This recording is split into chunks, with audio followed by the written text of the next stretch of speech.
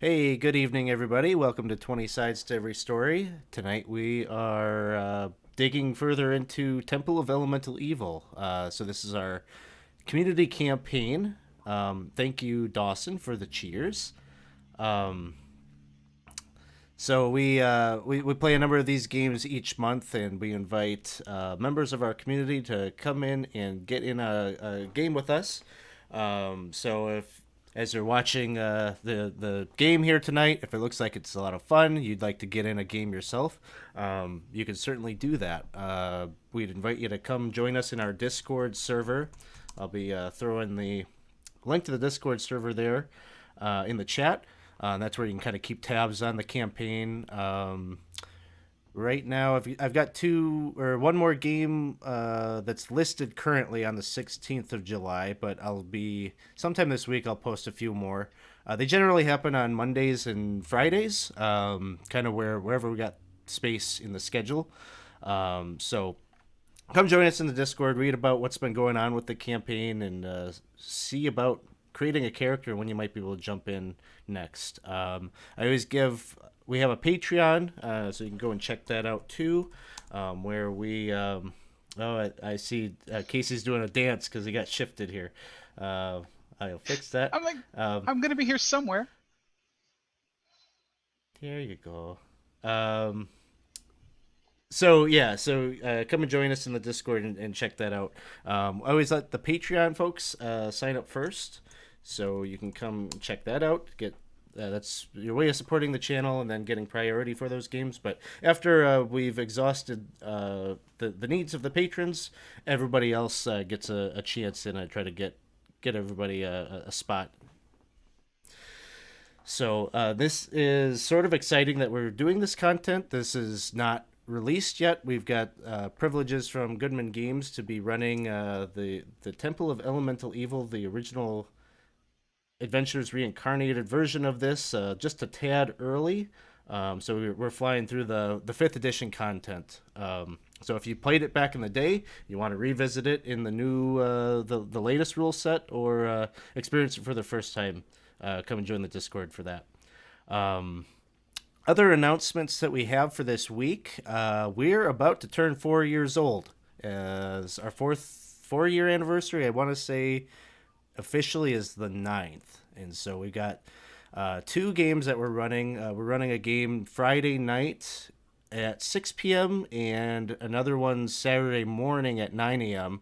Um, to celebrate that, and kind of tie a bow a little bit on the previous community campaign where we played some of the other original adventures reincarnated. And so we're going to have a big silly adventure where they're going to be exploring the insides of a massive 600-foot tall Tarrasque.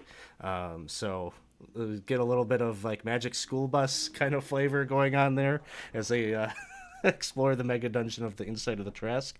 And that game is also going to be a part. We're going to be doing a fundraiser yet again as a part of our 20 Sides Every Story as an ambassador for Jasper's Game Day. And so we've committed to running a number of charity games throughout the year for Jasper's Game Day and their work with suicide awareness and prevention. And so we'll be doing those two games. Will be raising money specifically for the Center for Suicide Awareness, who we've been supporting, and their work with the Hope Line, which is a text and emotional support service. So we'll be raising money. Donations impact the game. You can buy re-rolls for players, a DM. You can buy healing potions. You can buy rolls on the wild magic table, and of course wandering monsters and all that fun stuff. So we'll also be doing some t-shirt giveaways. We've got some t-shirts to give away as we hit different milestones throughout the weekend. And then you can come back with us on Saturday night at 6 p.m. We're going to have sort of a kind of get together happy hour in the Discord channel. That's always kind of usually happening, but we're announcing it for everyone that they can come in, and we got a set time. You can come in and expect to bump into people. So come grab a beverage and come hang out with us on Saturday night just in our Discord server. And it looks like we've got thanks chat for all the cheers. It looks like there's some hype happening, and Ed just redeemed buy everyone a reroll. So um, the way this works is basically there's I'll give you 5 rerolls just because you're down a player here. But you've got a big pool of rerolls, so right now you got 5. If at some point during the game, players, you want to cash one of those in, you just let me know and I'll deduct it from the pool. You got to spend them. You got to use them because then the audience can't buy you more until you've used them, right? So yeah, and so where we're picking up here, we're still in the midst of a event happening at the Moat House. So just a little bit of background. You're all finding yourself here in the village of Hamlet. And, oh, Galaxian just redeemed by the DM a reroll. Aw, thank you. Equal opportunity here. Thanks for the cheers. So you're all finding yourself in Hamlet. Some of you have already had some adventurers, and Babish, you're maybe just coming into town. Hamlet is known, has been kind of a known destination for adventurers as of late, as there is a wizard in town by the name of Byrne who had at some point in the past kind of put out a call for adventurers. He's always got kind of random tasks and things that he's been sending adventurers on, whether it's gathering a griffin egg for him or I don't know, random tasks that he pays adventurers for. But there's sort of a bigger thing that has been happening in the area. And Hamlet's a pretty remote, pretty small village. It sits on a tradeway just south of um, the city of Verbabank. And recently, this area has been plagued by a lot of banditry on the road. Not just that, but also some kidnappings and things like that have been reported as well. Um, and very recently, adventurers had discovered that probably where most of this banditry is kind of being coordinated out of is this old moat house that is just out east of the village of Hamlet. And so there has been a couple of forays into the moat house to try to root out the bandits.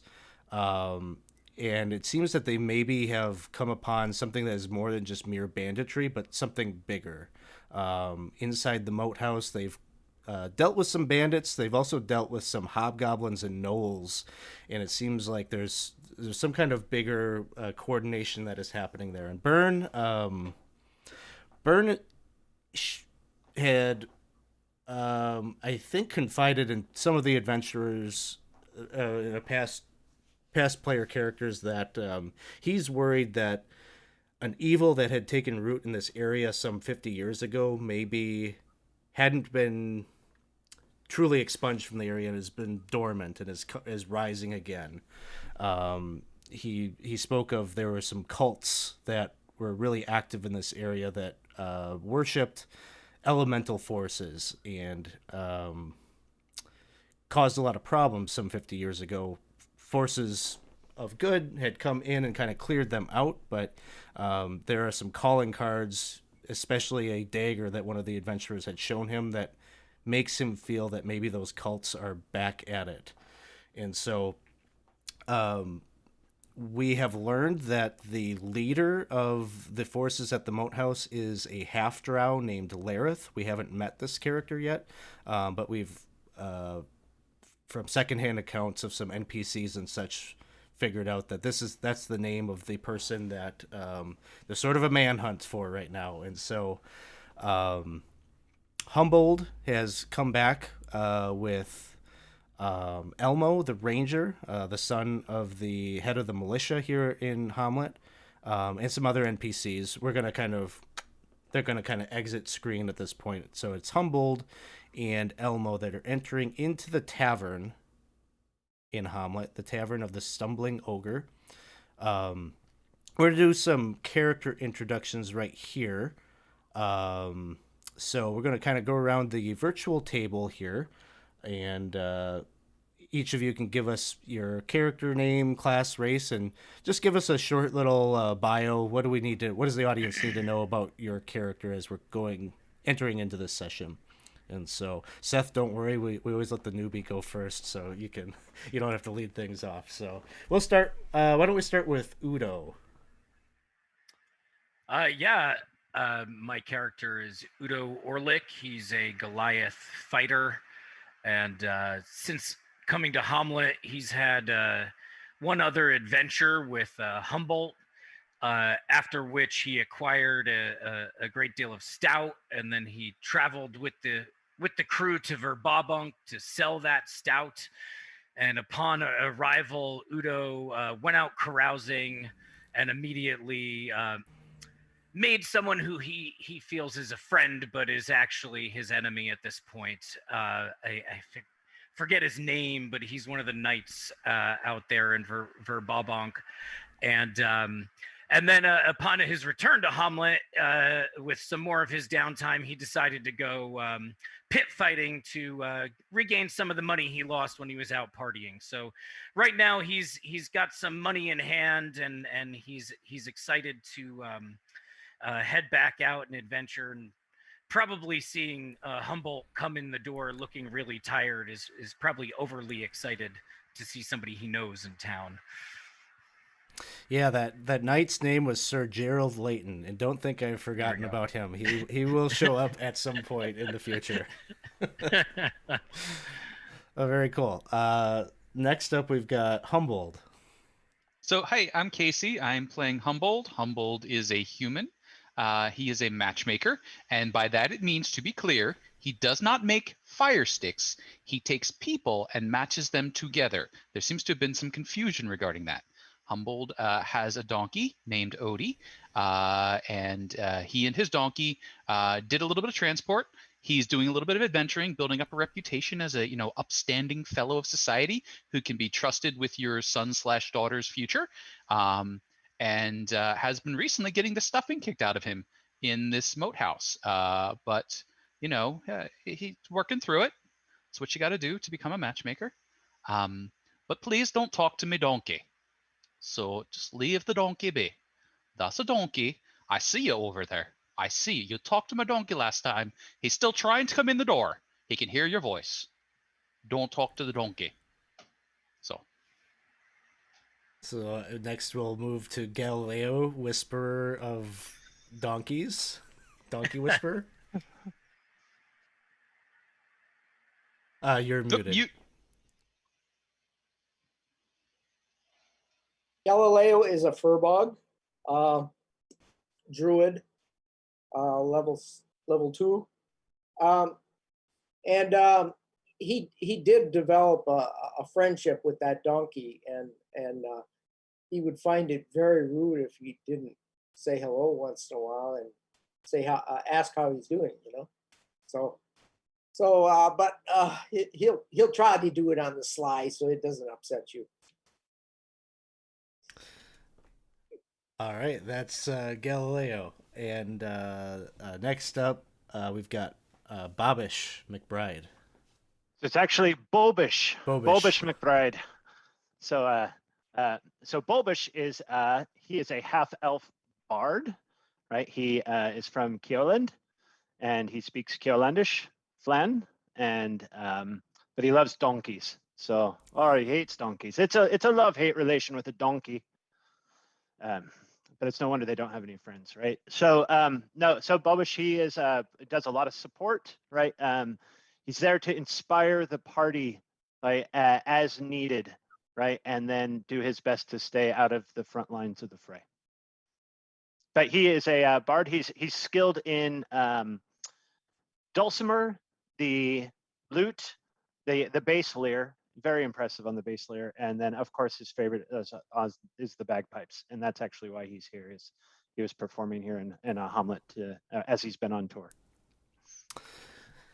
Providing some cheer here in the Stumbling Ogre is always welcome, and you've probably gained some fans amongst the. There's a kind of a large crew that Byrne has contracted with, because they're helping him to build a castle on the southeastern side of the village. So there's always thirsty laborers here in the Stumbling Ogre, kind of during just about every evening. So you've all kind of gathered together. Udo and Galileo and Bobish and you're all kind of together, maybe sharing some tales, enjoying some ale, when Humboldt comes in with Elmo, and Elmo comes over to the table. Certainly, he recognizes Galileo, and he kind of recaps some of that information that I gave you about this previous team that went to the moat house to go in search of Lareth, the one that they call the beautiful one. And he shares with you that there's a party yet there at the moat house that is trying to hold the position in the dungeon beneath the moat house, where they're encountering some resistance from the gnolls and hobgoblins and like. And he says, "We need a fresh crew. We need a fresh crew, and we've already got assurances from the wizard Byrne that he's willing to pay 50 gold to each of you for heading out to the moat house to help us track down and find this Lareth."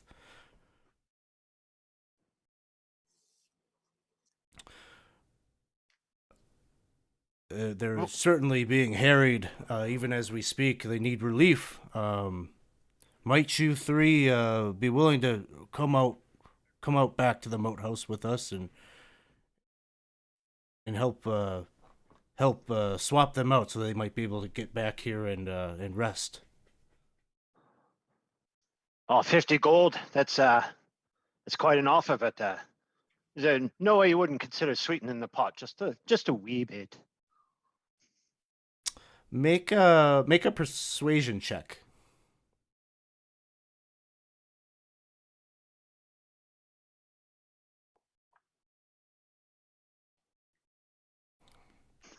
And he says, "Well, I can't speak for the wizard and what he might pay.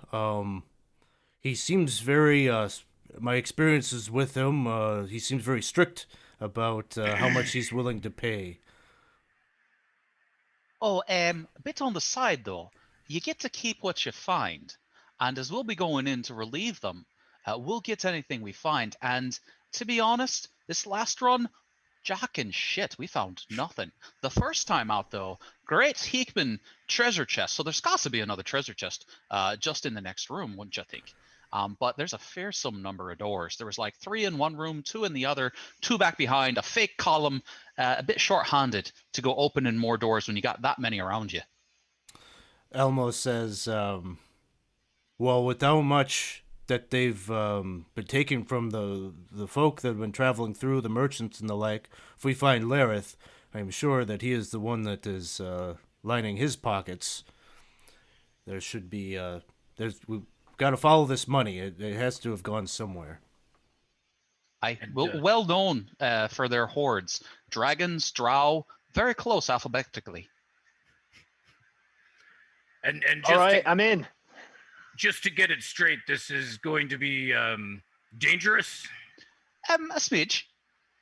and I'll get to break things. Oh, aye. Doors to start with. Pillars, if you're good at pillar break. Fearsome half drow. Haven't seen any orcs recently.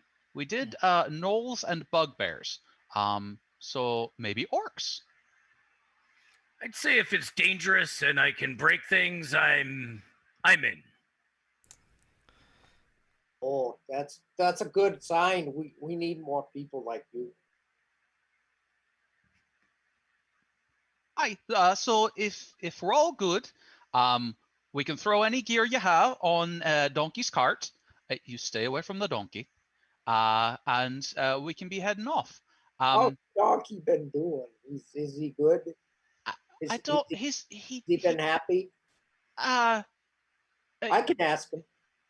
oh um very happy. He was just the other day. No, wait. Do you know about the singing? Huh? What's singing? Oh dear God. The last fella, Dragonborn, the one that likes singing. He got the donkey stamping in time with somebody. It's a mess. Anyway, I'm sure next festival will be fantastic. But for right now, stuff on the cart on the donkey, donkey on the road. All right. So, anything that anybody wants to do while they're still in the village, before while you're packing up the cart and whatnot, preparing to head out to the moat house. All right. Just to give you kind of a sense, I'm gonna put up sort of the overland map here. There's all sorts of tokens and whatnot on there that don't need to be there, but so where you're headed is basically right out here. The moat house is located in the sort of this marshy fen, just off of the high road that leads up around the gnarly forest and up to Hamlet's. I guess you could call it sister village of Nulb. Um, and so that is where the route that you're taking would be that way. And so you head out. Takes about 5 hours to get there as you follow the road. I'm looking at the chat, and it looks like you're in the clear. No wandering encounters had been redeemed, and so it's a relatively it's a fall autumn day. Um, uh, rather warm. There had been kind of, you probably, if you spent any time in the tavern, had heard the locals kind of discussing the unusual weather for this year. It's rather quite a bit warmer than it normally is, and you may have even experienced some tremors and such, sort of like really low scale kind of earthquakes, which are not a common thing in this region. You don't experience anything like that just today as you're on the road, and following the road is no problem. Yeah, probably about maybe 2 o'clock. By the time you make your way to the moat house, and yeah, so I'll pop. I want to pop just like the moat house itself up so you can see that before we go into the dungeon. There's not going to be too much that is going to be in your way, but just so um, everyone can see it, kind of get a sense of where you're headed. Here it is. So the moat house, as you're coming to, is a uh, rather uh, kind of dilapidated looking, rotting structure. Um, its walls are have turned to rubble on many sides of this old keep, and the even the wooden doors that lead into its courtyard have rotted away and are useless. Um, uh, Probably the party is probably keeping an eye on the moat itself, as it is the home of giant frogs and the like that have been encountered in previous sessions. You don't see any giant frogs as you're coming to, and as you're making your way towards the gate and looking into the courtyard, it looks free. Um, doesn't look like there have been any um, reinforcements or anything that have come to restock the dungeon here. And so you're in the clear, and your party makes your way in there, and once you get into the moat house itself, you know that there is a stairway that leads down up over here.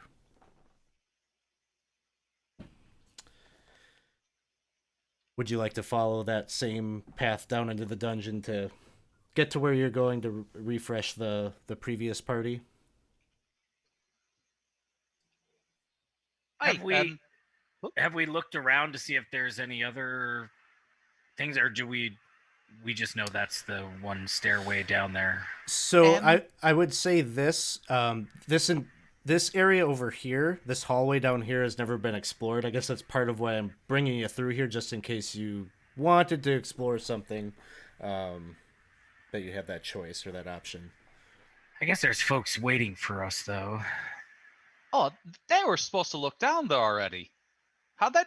Look at those cobwebs. We could stop down real quick. I mean, just in that tower over there, Great Wonkin Spider, also little cool jewelry box, lots of treasure. Mm. I always So, feel like I like breaking doors. Yes. Perhaps you could Doors just were meant to be open. open. Yeah, aye. What the Flan said. You are Flan. Related. Kioland. Excellent. Buck Lunish here. Just I figured by the horrible squeeze contraption you had there. All right, let's open the door.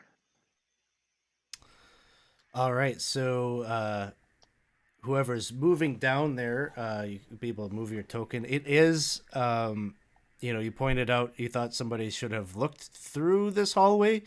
It is full of cobwebs and dust, sort of indicating the bandits themselves never went down this way. I do not see a token of myself yet. Oh, I'm sorry. I need to throw you on there. Oops, now I deleted everybody. 1 second. Here. Galileo. Got That's some Humboldt thick on dust. there. I Udo. can barely see you. And who am I missing? Hey, Oh, really? No, you're there. where? there? Right here. Oh, I think that's it. We're just used to having 5. Elmo's who got you're the missing. old image on Elmo. there, I guess. Oh yes, Elmo. I have changed. Oh wait, that's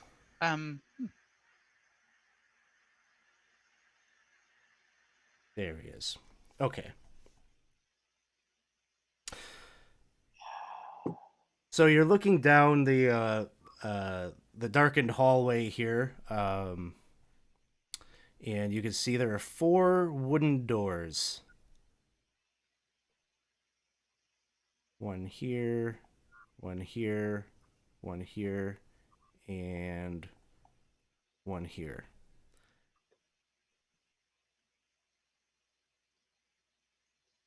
All right, one of you brutes. I'll be right behind you. just like wait, what? No, maybe the closer door. No, the far. Okay. Yeah, I think Udo wants to just run right and try to bash in this door just from where he was. Just race at it and knock it in. All right. 1 second. So, is this like a brute strength kind of thing, or is it like a weapon attack? Yeah, it's just kind of like, we said, hey, let's open some doors, and there was this long hallway, and he just saw a hallway at the end. So I don't know if it's necessarily attack. It's just, yeah, maybe it's a run in like the shoulder, like. Grr! Sure. Give me a strength athletics check. All right, athletics. Yeah. Yeah, not a problem. This quite old and aged door. It's you bust it right off of the hinges. A bit of the kind of the molding of the door breaks apart, and the door goes flat forward. And inside, almost instantly, you see a bit of the rubble in here kind of move, as there is this large creature that Bah! kind of stirs. And so right away, we'll hit up an initiative here. Um,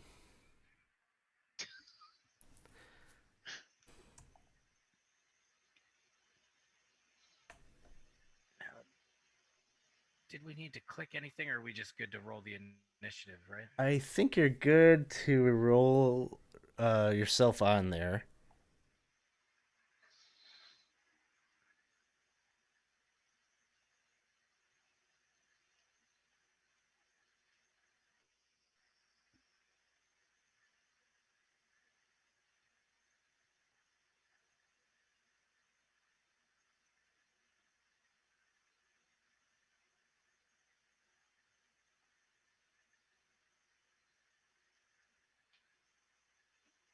I gotta put Elmo on there. All right.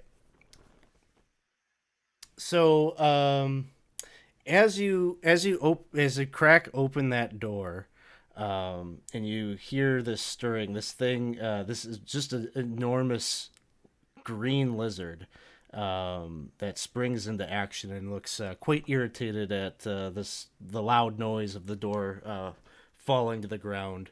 But Bobish, you are the first to act.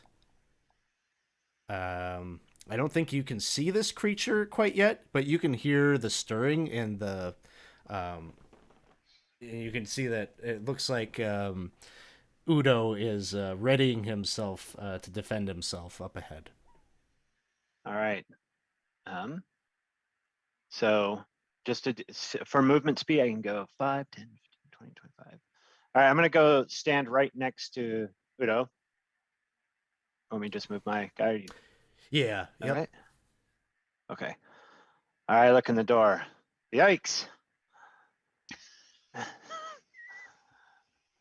All right, I'm gonna hurl an insult. Sounds good. Let him have it. What did I do? No.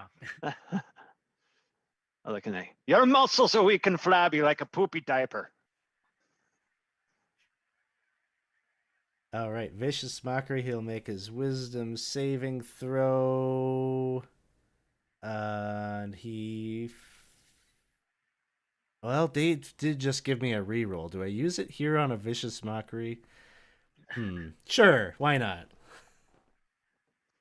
But geez, he's gonna be mad now.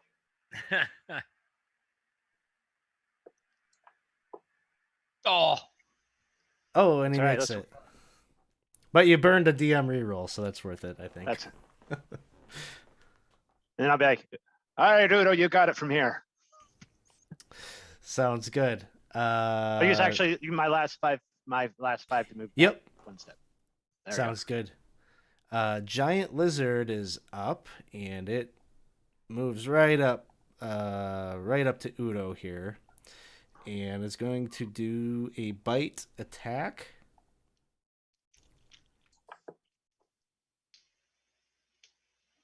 Oh, an 8. I'll use my other reroll, I guess. Oh. Burn them both. The first initiative. Right. ah. Ooh, 21. That will hit.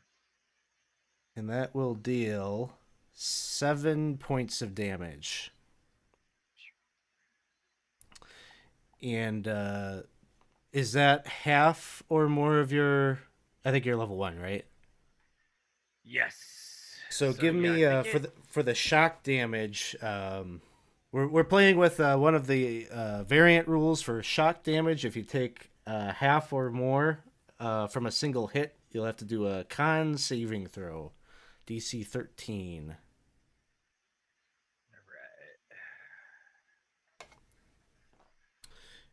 Oh, Sith Lord Dave, thank you for the reroll.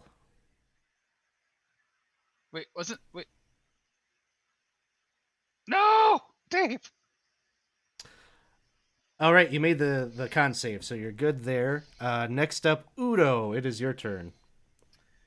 Yes. So I think what we're gonna do here is his second wind to get some hit points back. Or that's a bonus action. I guess I'll do that after I attack him first. I'm just gonna hit him with the long sword.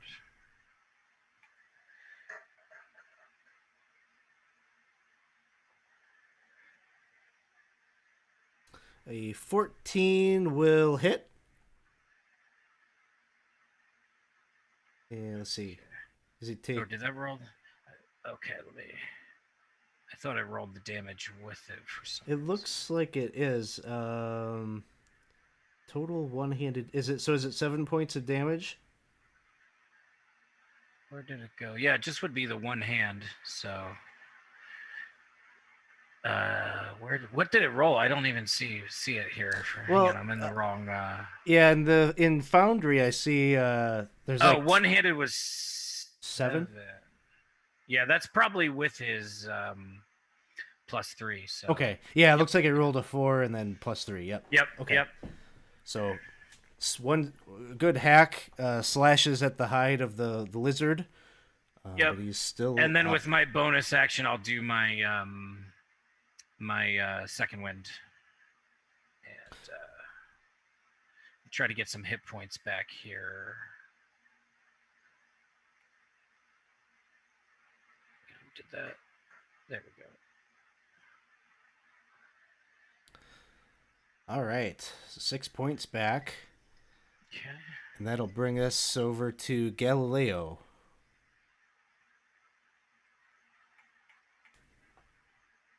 Okay. Hey, Galileo, he's gonna fire guiding bolt at him. Okay.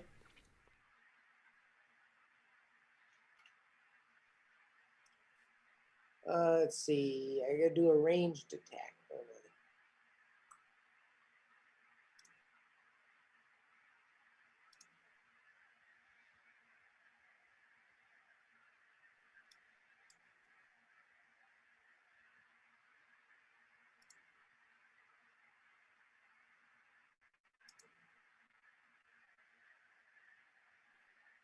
How do I do the guiding bolt?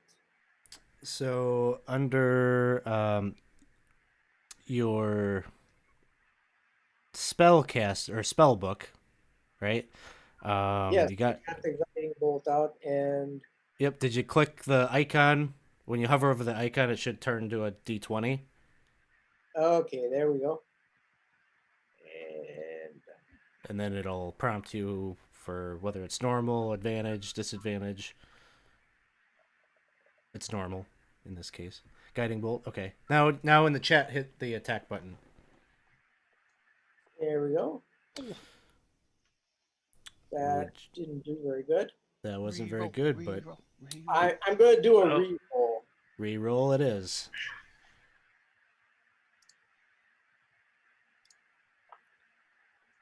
All right, 24 will hit. Now click the damage button where you put your guiding bolt in the chat.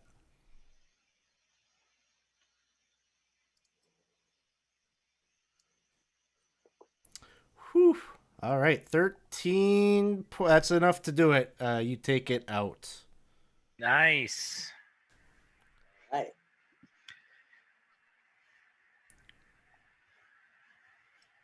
So, looking about the room beyond the carcass of the giant lizard, it's mostly rocky debris that has fallen in from the ceiling, kind of burying the various cots and wooden chests and such. This was likely a barracks at one point in the past of the moat house, but has clearly not been used in a long, long time. Clearly, I found the most important room. That checks out. But maybe, if we do a bit of digging in the rubble, we'll find something. Other than rubble. like that bright red chest over there. So you head over there, and the chest is unlocked. And somebody opening that. Boom. Yeah, I'll try to No, smash it. no. Oh, lift. Lift. I mean, we could. Is it better to lift? And what do you want to do? You want to? No, here, look. You You want me to throw it? No, you want you me just to throw it to take smash it? hold and you lift, and he'll lift the lid of the chest. Oh, but You lift it up. but we didn't break it. You see now if there's anything inside that's fragile, it won't get broke. You see inside the chest there is a suit of scale mail, sized for a human, a light crossbow, and a case of 20 bolts. And there's a smattering of copper and silver pieces that's just kind of laying at the base of the chest.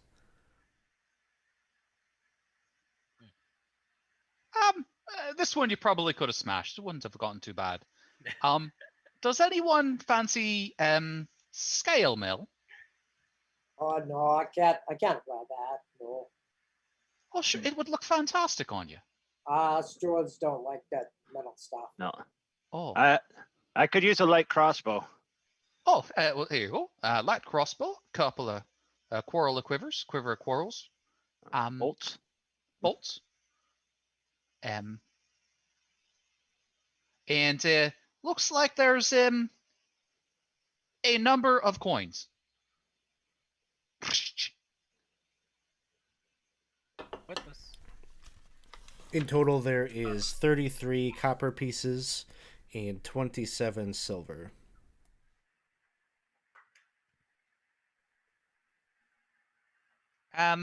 We'll leave that in the chest and throw any more coins we find in, and at the end we'll split that up. Sound good? Has this chest got one of them cool false bottoms? Dunk, dunk, dunk, dunk. Make an investigation check. Feel like he's just putting me on. I am.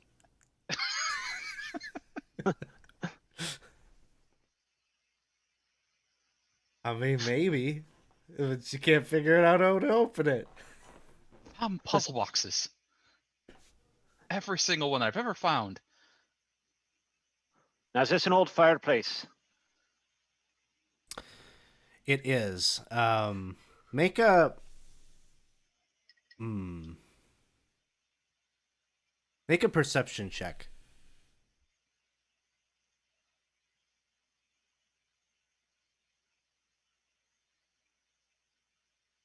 Yeah. It is certainly a fireplace. Has been disused for some time. Would you like to reroll? No. Aw. Oh, geez, that's a fireplace. It looks just like the one my mom used to have. It's a good one. Are you cold? I'm hot enough that you wouldn't need a fireplace right now. Oh, I wouldn't light it. No. If it was anything like hers, I wouldn't light it. Fireplace not made for fires.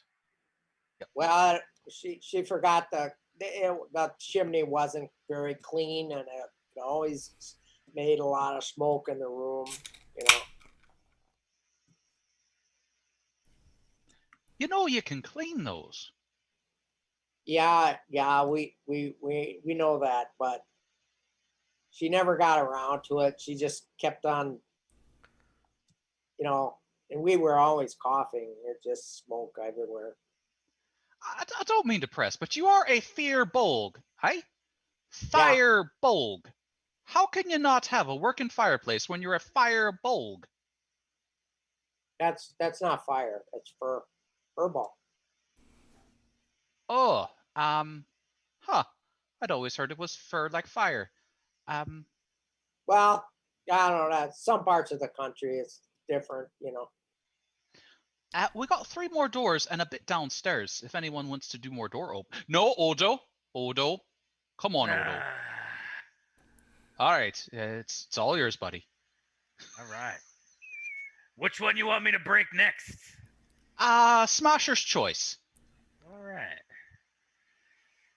Well, let's see. Where we got here? Oh, it says I'm in the way of a wall. Here we go. Let's smash this one to the north. Then I'll stand about here. With my glaive ready. And I'll kind of do this. Just give it a brah! All right. Knock it- Yeah, give it a strength athletics check. Oh Did you listen to the door, see if there's anything behind it first? Huh? no! Okay. So you But I probably just smash. made a whole bunch of racket. Yeah, you smash into the door, and it doesn't go in quite as easily as the previous one. It's still very much intact, but a loud Well, boom as your body hits against it. I guess I'll try again. You need some help. Maybe if we just like reach forward and try and like turn the handle, like Ah! slightly open it for him, so the next time he hits it, it like goes. It opens. Yep. But no, like I don't open it. I just like turn the handle and Yep. move it so like No, the I got latch it. is just Yep. like a little more clicked. Yep. There you go. I'm gonna So- try to smash it open again, man. It just like swings open, like Ah! Hey! Hey! What? You guys. Teamwork, all about teamwork. But as that happens, as you do that, this giant tick drops down off the ceiling and is like reaching out, trying to attach itself to you. Nice. So you're getting to know all the wildlife that has moved into the moat house here. So go ahead and hit roll initiative here. Yeah.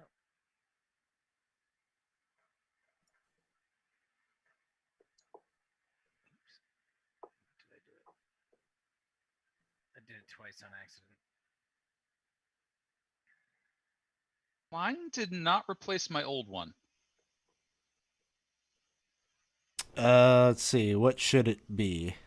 Mine should have been a. Wait. Where'd it go? Hang on, let me try that again.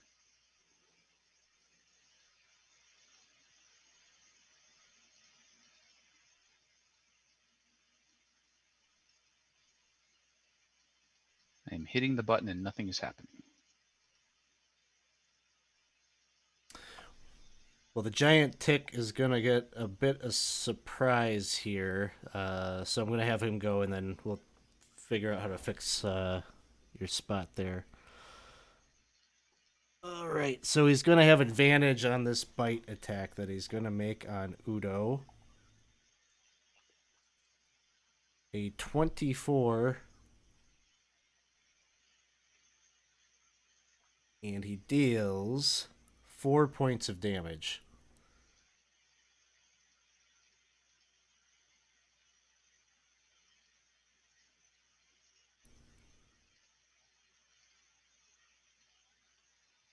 All right.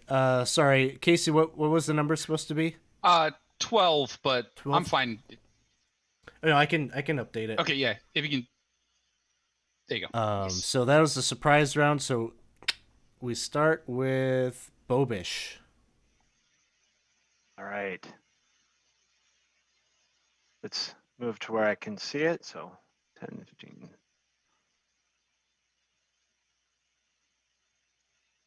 Yikes. I don't know what's in the water around here, but everything is big. Making friends around here. Hmm. Is the door closed? It's not letting me get behind him. Oh, No, they're open. where are you trying to get to? Like right here or right here? I was trying to get here, right behind him. Or maybe I can, yeah, where you said Game Master, that works too. As long as I can see him along the way. Yeah, Yeah, sometimes that the works. walls do weird stuff. So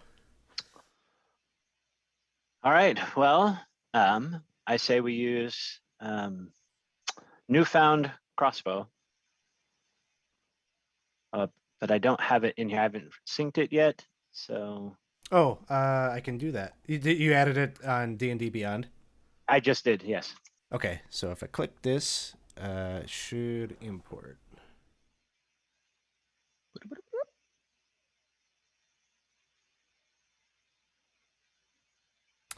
All right, let's see if it's in there now. There it Yay, is. looks like it is. All right.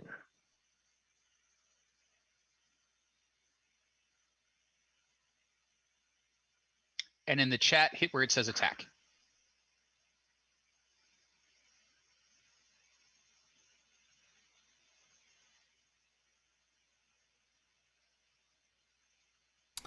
All right, a 20 will hit. All right. And then to roll damage for it, is that just go back up to the. Yeah, then you can click that damage button. Got it.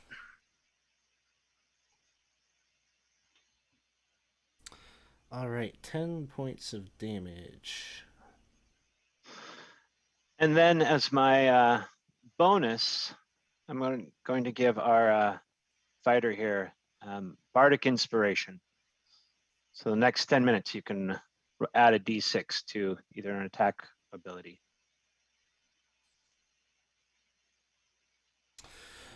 All right. So giant tick is up next. It's attached to you, Udo, and it's leeching blood from you. So while it's attached, it doesn't have to attack. It just deals 1d6 plus 2 points of damage. Hey. So that will be a total of 3 points. Now, if I'm currently at 6 and that's 3, do I have to take the? No, it's based on your total. Okay, cool.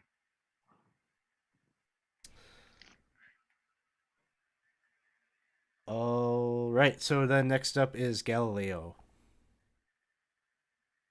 Galileo is going to fire his short bow at the At the swelling tick. yes. Taking all my blood.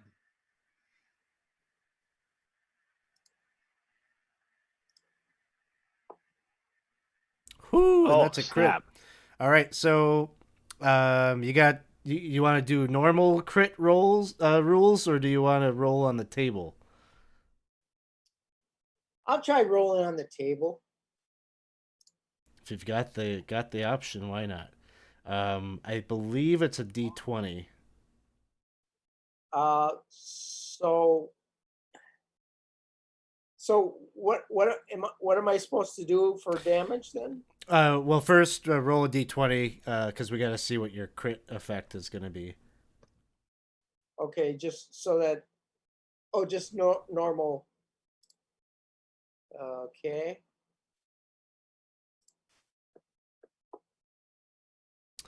All right, Lucky so 13. You're going to roll twice as many damage dice as normal. And then there's if it's still alive, it could incur a minor injury on the minor injury chart. So I think you might be taking it out this turn, though. But let's see. You said you were using your short bow. I don't see your. Go into your inventory and put your short bow attack into the chat. Um, what do you mean? I've got the. You're attacking with a Oh, short bow, right? yeah. So hover over the short bow and click the D20 next to it, so it'll appear in the chat. I thought I did that before. You clicked your starry form archer ability. So now click damage button, and when it asks you whether it's normal or whatever, click that it's a critical hit. All right, so 6 points of damage. It is still up. So roll me another D100. D100. Sorry, D20. Oh. You rolled a 9. The creature's maximum hit points are reduced by an amount equivalent to half of the damage dealt. Okay. That actually could come into play here, so. Okay. Sounds good. Next up is Humboldt's turn. Oh, Aldo, try not to move, yeah? And he'll swing his glaive right at Odo's tick. With a T. Tick. Ooh, nice. That's a hit. And we'll hit 13 points. No, sorry, 11 points. No rage. You stick it with the glaive and manage to detach it off of Udo, and it goes flying across the room and kind of falls onto its back. Its little legs just kind of curl up in on itself. You know what was weird? I was actually just looking up how to deal with leeches from the moat. Didn't even think to look about ticks. You okay? Oh, I'm fine. Just a little flesh wound. Anything interested in the room before you? Over there. As you're looking about, this appears to have at one point probably been a kitchen. You can see a brick fireplace with a dusty wooden cask nearby, a sturdy wooden table standing in the center of the room, its surface covered with mold and cookery. Likewise, mold-clad pots, pans, and utensils are strewn about the floor. And here we were roasting frog legs over an open fire. A full fair kitchen. Yeah, I bet our friends waiting a couple floors down wish they knew this. Well, they were supposed to be cleaning up, just like the last folks were supposed to deal with the ogre.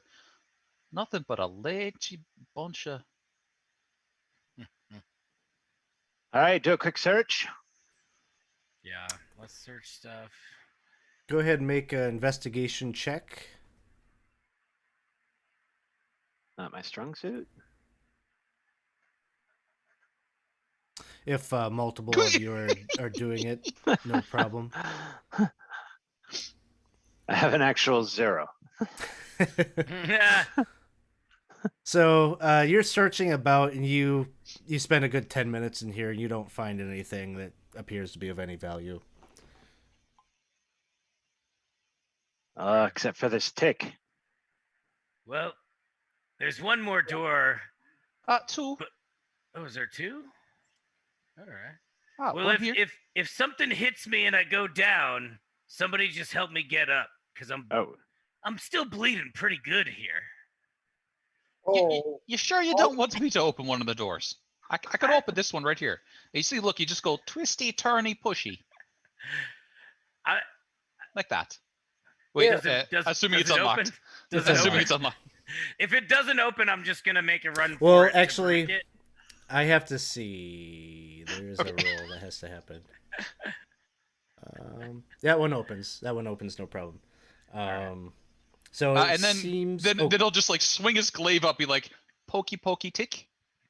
Yeah, now you're checking ceilings. You don't see a tick or anything crawling around up there. The chamber seems to be an abandoned trophy room. There are just a few mangy pelts and stuffed animal heads and the like still clinging to the wall. You can see some evidence of some shattered antlers from one of the mounts that maybe fell off the wall at some point in the past.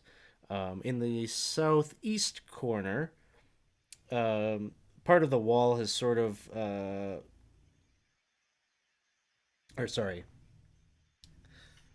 the southeast corner, just like the remnants of what maybe was like a chair, old sitting chair or something like that, an old rug in the northwest corner. I'm not finding much of value in here. At least, not Always unless lift up. You always lift up a rug. Oh, lift up the rug, you say? No problem. I'll check under the rug, and it's a floor, I think. Is there anything Yeah. under the rug? You lift up the rug and kick up some dust. Probably do a little tappy tap on the stone just to see, if you might be able to find a little hidey hole where someone kept some wealth.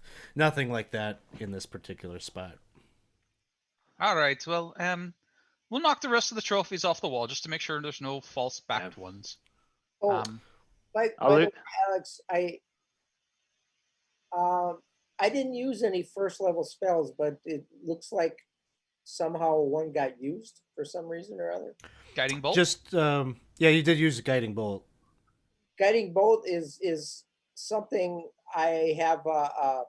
That doesn't come off of my first level spells. That's a special feature that I have. Okay, just replace it or whatnot.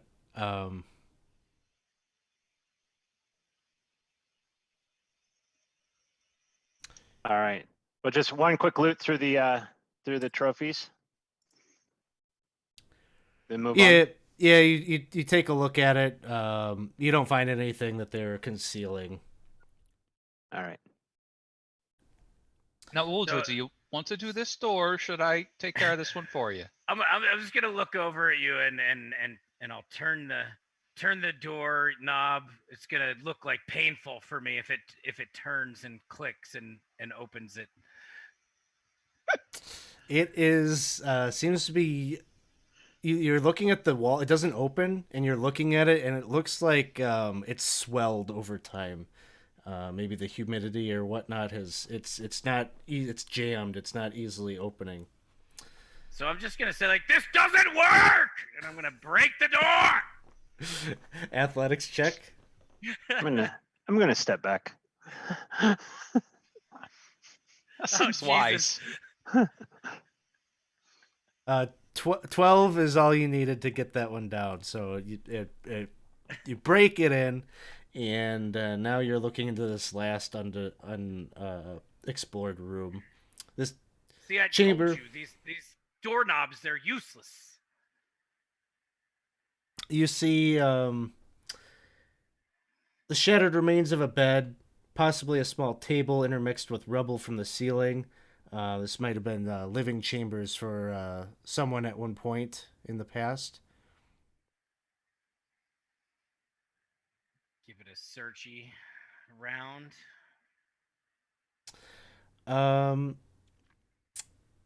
Give me either a perception check or an investigation check. You said perception or investigation? Yeah.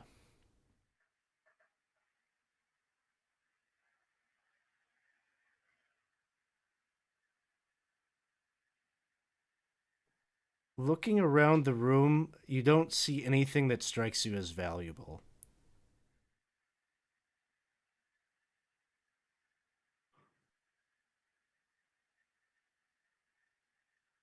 Well, All right. Anything in the table? You said the old table or desk. Is there any drawer that still opens? There's nothing that seems like usable or of value. All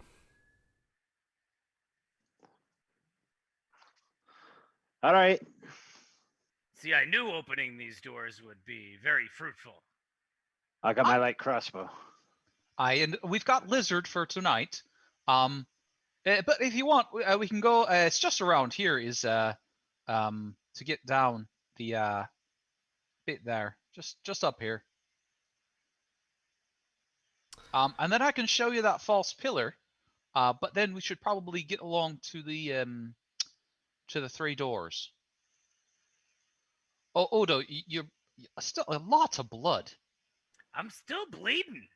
Is anyone any good at fixing that? I mean, Where are you Is- here? as long as you fix me shortly after I go down, I'm not opposed to that. But I am bleeding. I am. I lost the map for some reason. I think we're going down a level. Yeah, I brought you into the dungeon map. Well, so could be loading. Yeah, if it doesn't reload, just refresh your page. I can do something while we're in battle, but Oh, not not exactly the most adept at healing. no, that's fine. If I will. I'm gonna heal him. The poor guy. Just a minute. Had to get over by you, and I'll heal you now. I'll take it. And Elmo says, I think I could produce a few more of them good berries if anybody needs it. I around for the house, if you would. Yes. So he'll cast good berry and You got maybe 7 of healing. what's that? I gave him 7 healing. I cast. Okay. Okay, 7 points to Udo. So each of you take 2 good berries from Elmo. Each one is an action to use, and it recovers 1 hit point. So if somebody falls in battle, it's a good way to bring them back up. If anyone has any thoughts on this pillar, I was told it's very light, but I'm not sure how that helps, as pillar ceiling, so lifting sort of impossible. But that was a curious pillar, right about there. Other than that, we've got the 3 doors down around the other way. So Elmo goes and knocks on this pillar, and you all can hear that it is hollow inside. Hmm. And Odo, you haven't broken the pillar, huh? I can try. Where is it? Where? Oh, it's this one over. I'm just going to take a step back before you try that. I think I might do that as well. Yeah, I'm gonna take as like a nice, good running start. Oh, please don't use your head. I'm not- Also, remember that you're inspired for a few more minutes, so you get a 1d6. Oh, nice. Yeah, I'm gonna go get after it. Are you still wounded? No, Oh, I'm good, thank you. you look like you're still bleeding. I'm sorry. It was old blood. Dried. Yeah. Yeah, I'll take a run for it and try to bash the pillar. And which one are you running at before? Or which one? starting to- Which is the one Right. that's? It's that one right yeah. there, yeah. So Yeah, give that's the me one. a strength athletics check. At the same time, Humboldt, give me a perception check. Okay. But that doesn't sound like a good thing. And then I get 1d6 also. Yes, you can add on top, Okay. but you can decide after the roll if you want it. Okay. Yeah, I think I do. Let me see. 1d6. There it is. You know what? Humboldt is very on edge being in this room because this is where bad things happened last time. I will re-roll that perception if you don't mind. Yes, go for it. Because this is where he all of a sudden he's like, last time I was standing here, all of a sudden arrows came out of nowhere. So I think the athletics check is a 15 in total. 15 in total. Okay. Dedicatedly an 11 on the perception.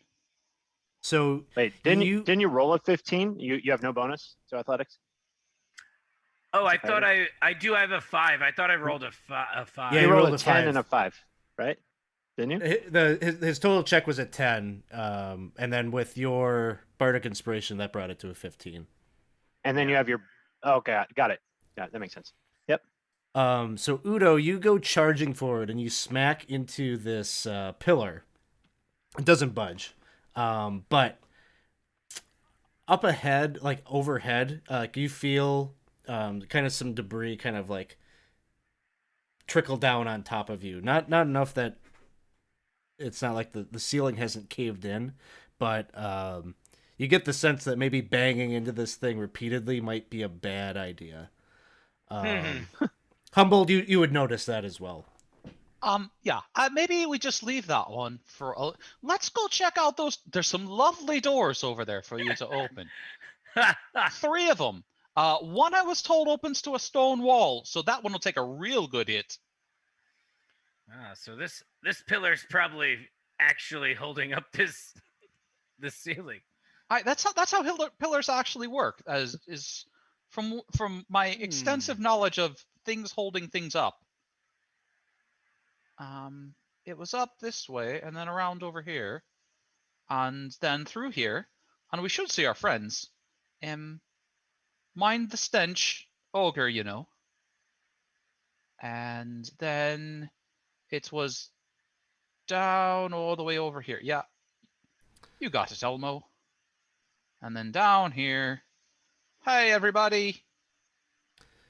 So you manage to get to this chamber, and you relieve everybody that was here from the previous group, and they go back to Hamlet to get their rest. They tell you that they've had a number of encounters with gnolls that were trying to flush them out of this room, but they managed to deal with it and hold the point here for your arrival. And so as you're looking about this chamber,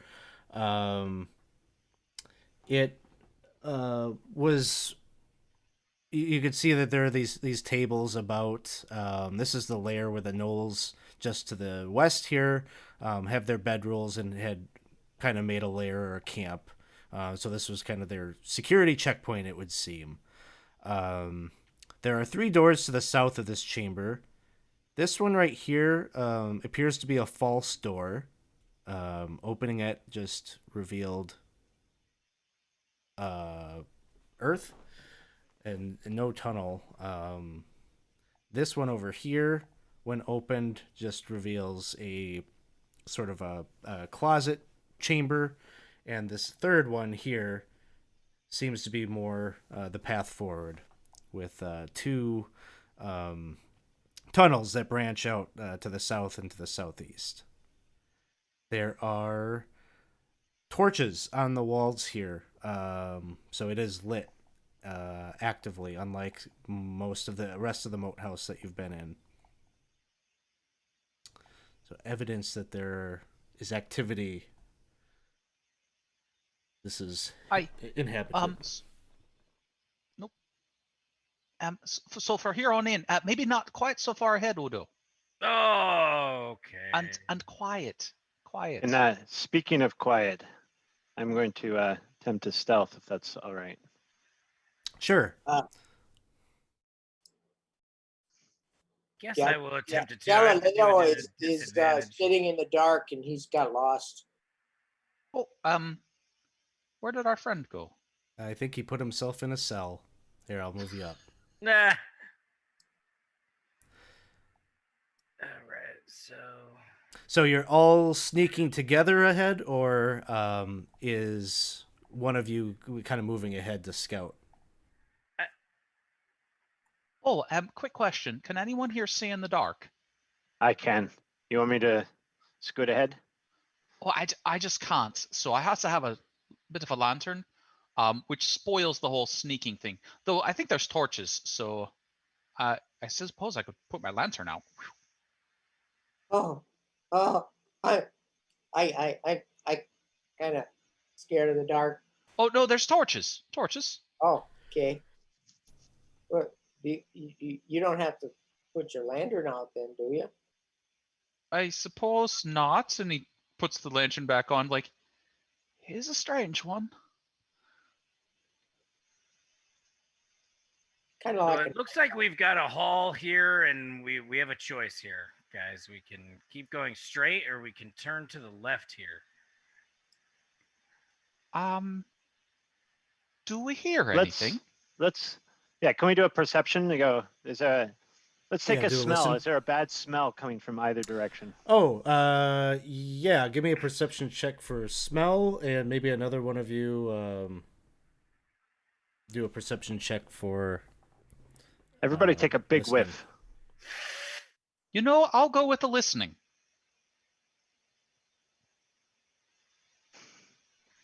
Oh. Damn. All right, I'll just kind of go down the line here. Let's see, Udo, you had a 22. Listening or smell? I was smelling. Okay. I would say you're detecting like a slight smell of like rot and decay from the south. It's not overpowering, but there's something just a little bit. If you're comparing the two, that one smells just a little bit rank, and really it's more offset by the fact that it sort of smells fresh down this hall. Guys, somebody farted down this way. I believe it's, but all I can hear is three fellas going.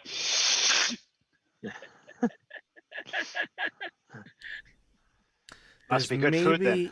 There's maybe even just it's pretty cold and clammy down here in this, kind of that dungeon cellar kind of feel. There's almost like a little bit of warmth or something, like maybe there's an outlet to outside somewhere, and some of the warmer air from up above is coming in.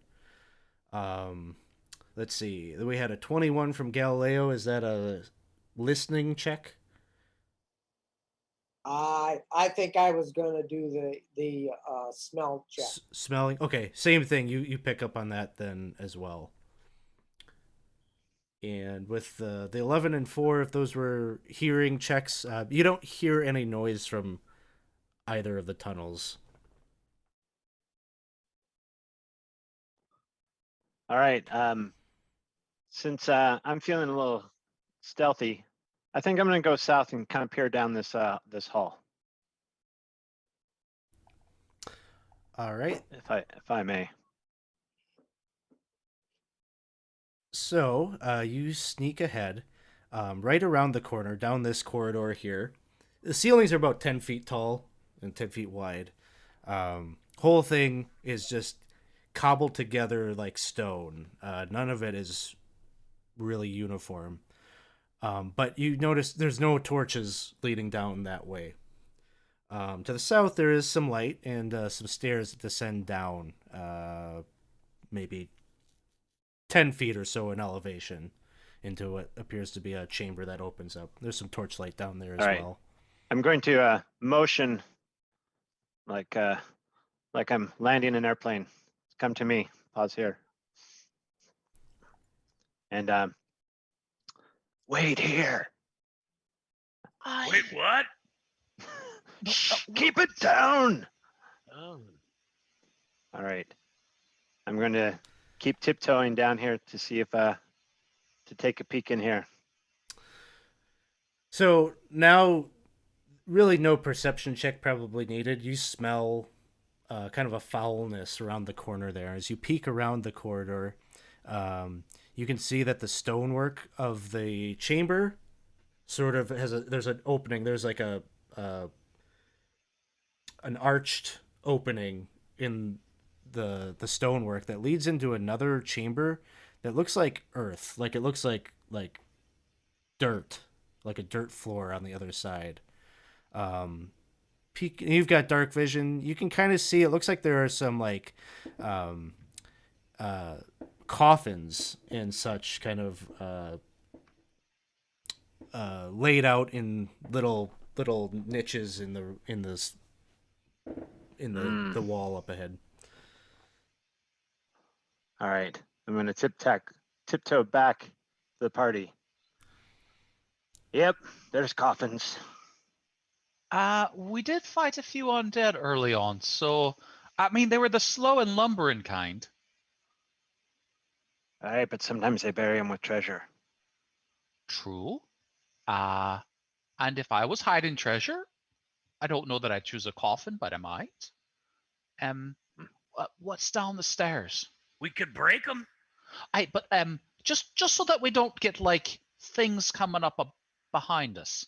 Maybe a peek down the stairs before we go. Oh, all right, wait here.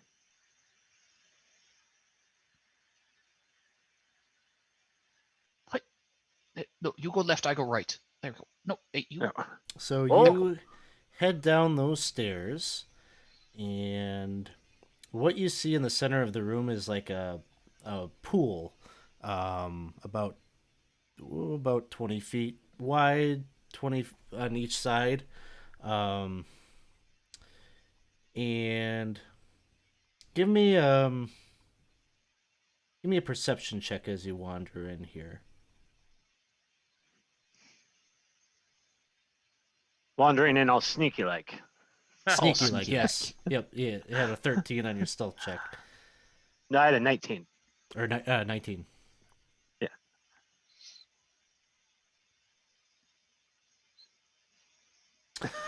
So, that's How pretty many much. rerolls do we got left? Enough. Go ahead. Do it. Do it. Do it. Yeah, you got All a right. few left there.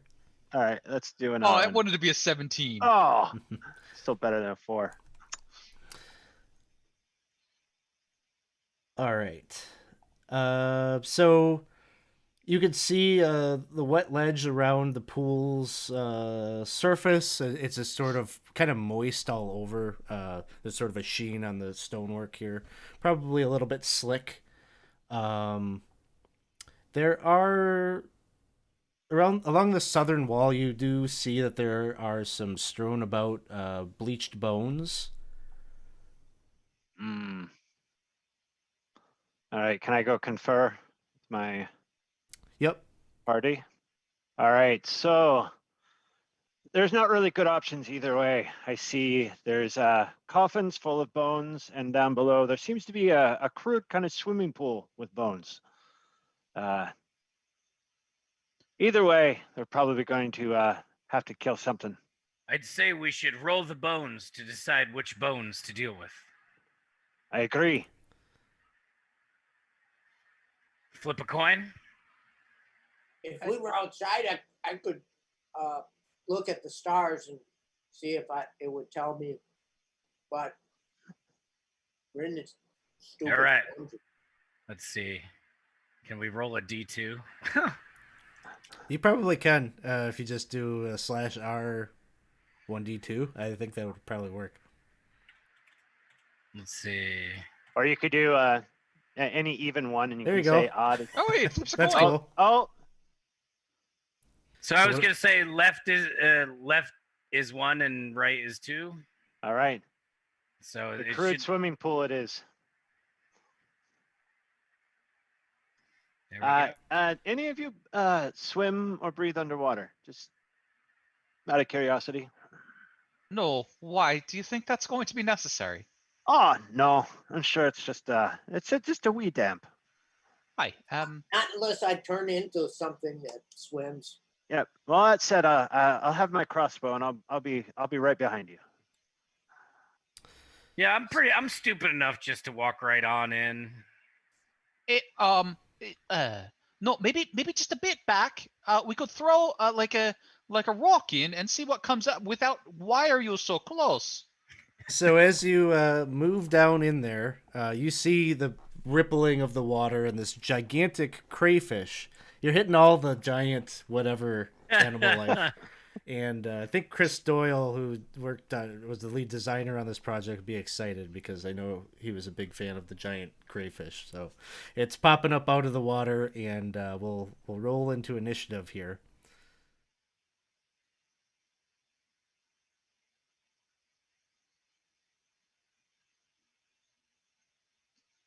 Why is he so good at that?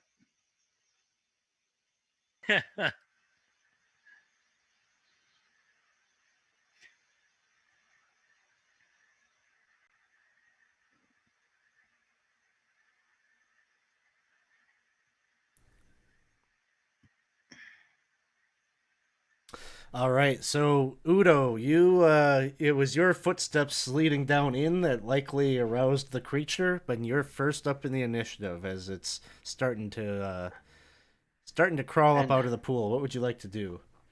And by the way, mine didn't roll. I'm not sure what's. Oh, yours why didn't. not. Let's see. Let me get you on there. That might be why. Oh. Okay, give it a try now.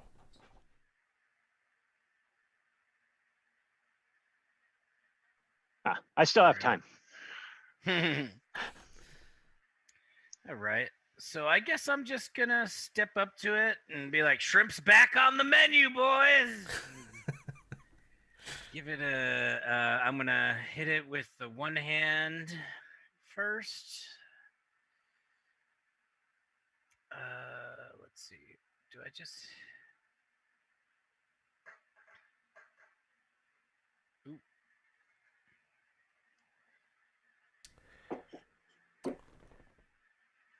A 9 will miss.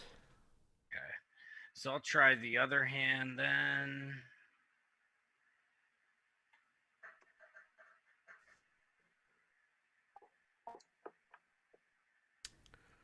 23 will hit. And would be just the one handed damage there. Okay. Do you have like some ability that gives you the ability mod for damage? Yeah, for Okay. damage. Yep. Mm-hmm. Okay. So he'll take 7 Two points. weapon fighting. Okay, cool. Let's see. So he takes that. You kind of like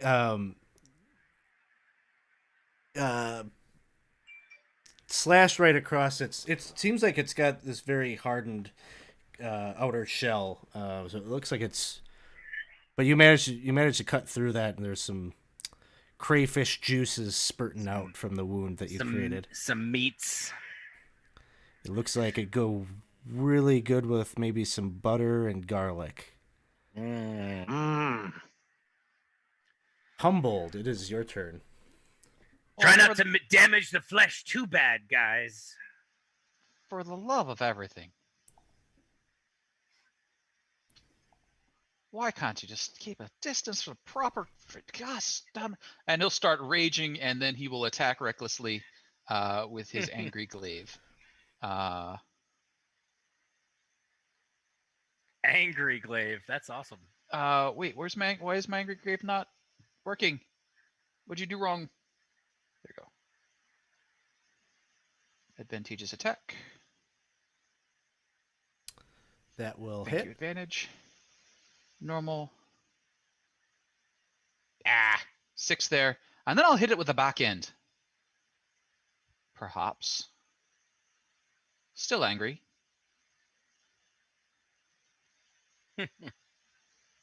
That'll hit. Then we'll hit like Nice. that. And 8. 8 points. Next time, would you listen and stay back from the edge? And that'll be that. Next up is. Oh, crap. No, ignore the 8. I did it again. I don't get a bonus action second attack when I rage. Sorry. Oh, okay. First rage. Elmo has his axe out. He's going to take a swing with that.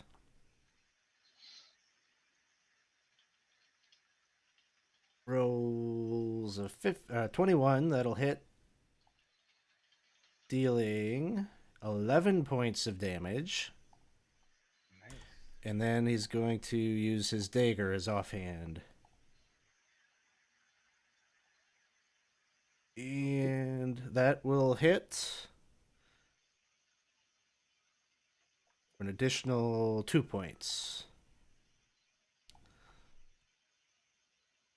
All right, next up, we've got Galileo. Galileo, he uses a bonus action to cast Shillelagh. And then he moves up and attacks.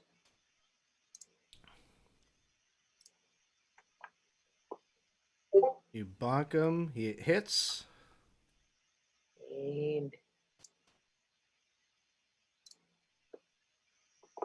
all right, 10 points of damage. He's looking pretty rough as we turn to Bobish.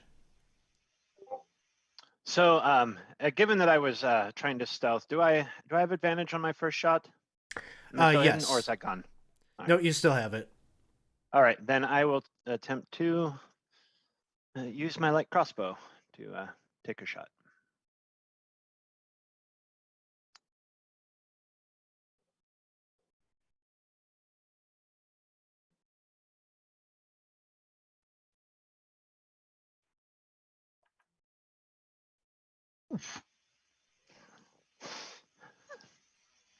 That is not gonna do it.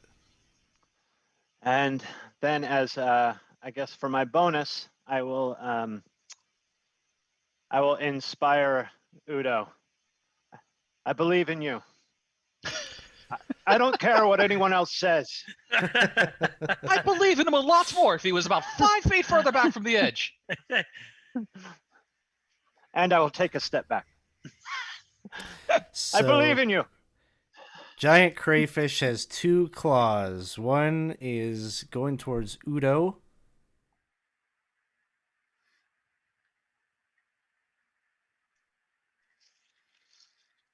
Oof. And hey, oh, it's Shady. I'm not gonna say thanks for that.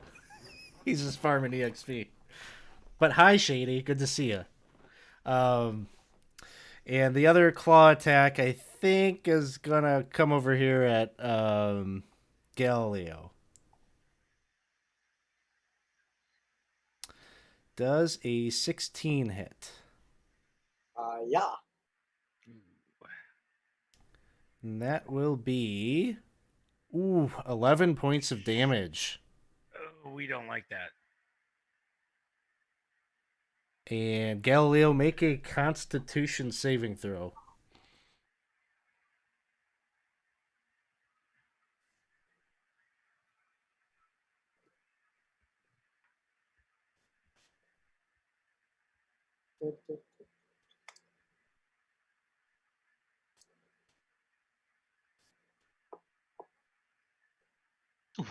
Okay, you made it.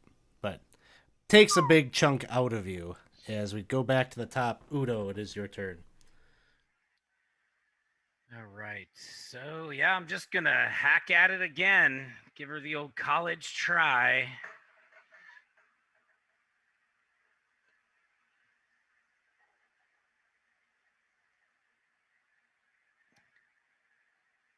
So I think that hits with the one hand. So that would be the 6. And then 6 damage. Okay, still up.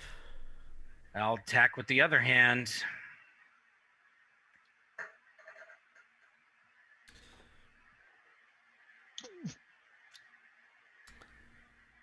Ooh. Would you like to re-roll that? Yeah, let's do that. Let's do it. Avoid Thank you for rolling the reminder. the critical one. There's a critical fumble possibility. Oh, turn it around the other way, converted it into the crit. Wow. Would you Wow. like the standard crit, or would you like to roll on the table? Yeah, let's do the table. Wow, man, that was playing with my emotions there. Okay, roll a d20. All right. Let's see. This is a slashing damage, right? Yes. Ooh. Back and forth, floppity floppita. Okay. What will you get with a 1? You roll damage as normal. though. Wah, wah. All right. Which would Let's see, still be 11 for you, though. 11, yeah. That was 11 points. Yeah, that's gonna take down the giant crayfish. So it was just we were looking for the flavor on that crit, basically. Yeah. Mmm. The So I'm just flavor is gonna seafood. imagine the juices of the crawfish just splashing all over my face, just being like, "Ah!" Little appetizer. I knew I believed in you. Galileo, what are you doing up near the water? I'm chasing him down. You run up and get a claw in the face. For the love it. Ah! He'll go over in his angry corner. And Shady Bonds, I did redeem a reroll specifically for Casey. I'm putting it in the pool, but Oh. it's earmarked for Casey. I'd like to go look at the bones. You go ahead and give me a medicine check. Oh. I'm a lot more curious than I am talented. They are indeed bones, of various shapes and sizes. Not really sure what types of creatures necessarily, but there's a good deal of them. not only kind of scattered about the room, but also in the pool itself. All right, somebody's gonna have to check the water. We know that. I think I'm gonna just tell Humboldt very quickly, without really caring about what he has to say about it. Watch my stuff, and I'm gonna throw my chainmail off and everything off, buck naked, and jump in the water and search the water. Okay. And like Humboldt's like he's so angry. He turns around. He takes the stuff. He's like, "What in the world are you? You son of a!" Zoosh. It can turn into a fish. So Udo, you're like the deepest part like of the pool is where you're headed. You swim down there. Give me an investigation check. Okay. It's sort of gravelly at the bottom. Your hands are kind of swimming around searching, and they land Nice. on. You feel something cylindrical in your hands that you kind of pull up out of the grit at the bottom of the pool. You emerge back up, and taking some time looking at it, it appears to be a spell scroll tube case. So I guess I will put my clothes back on. Maybe. And But before we have any more conversation, and then I'll be like, look what I found, guys. I careful. appreciate the way you were I'll- holding that scroll up until you got your clothes back. No, Yeah. I liked it better, discreet black bar style. Yes. I'm gonna hand it to I guess our friend Galileo and be like, you might know about this more than us. Well, I can take a look at it and see what I can tell from it. But I'm going to cast Cure Wounds on myself too. Okay. There are 3 pieces of parchment on the inside once you open it up. If you want, you can do Arcana checks to see if you can tell what spells they are. But you all will also know that, or looking around the pool, there are some other things that litter around the more shallow edges of the pool. One of which appears to be a longsword. There's a smattering of coins and such in there. And I'm writing this down. There are 17 copper pieces, 30 silver pieces, and 19 gold pieces. This was a wishing well. This is more of a pool. Oh, Unless he'll look up. Is there a well? Like, is there? No, it doesn't look. Okay. It looks more like it looks sort of like something kind of. Crawfish. Well, it has been feeding on a large number of creatures here, so that wouldn't be a bad idea that they maybe were intentionally feeding it. You also find in the pool there's a platinum pin that seems like a valuable item that could probably be sold at the jewelers back in Hamlet for a fair bit. Nice.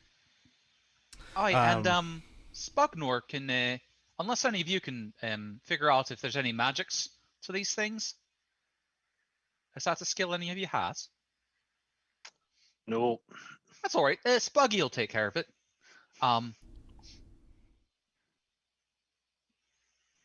So, All right. Graves. So I guess it's to the coffins. We break the coffins next. It's right. Was I able to tell what kind of a spell that was? Spell scroll? Did you give me Arcana check? Let's see.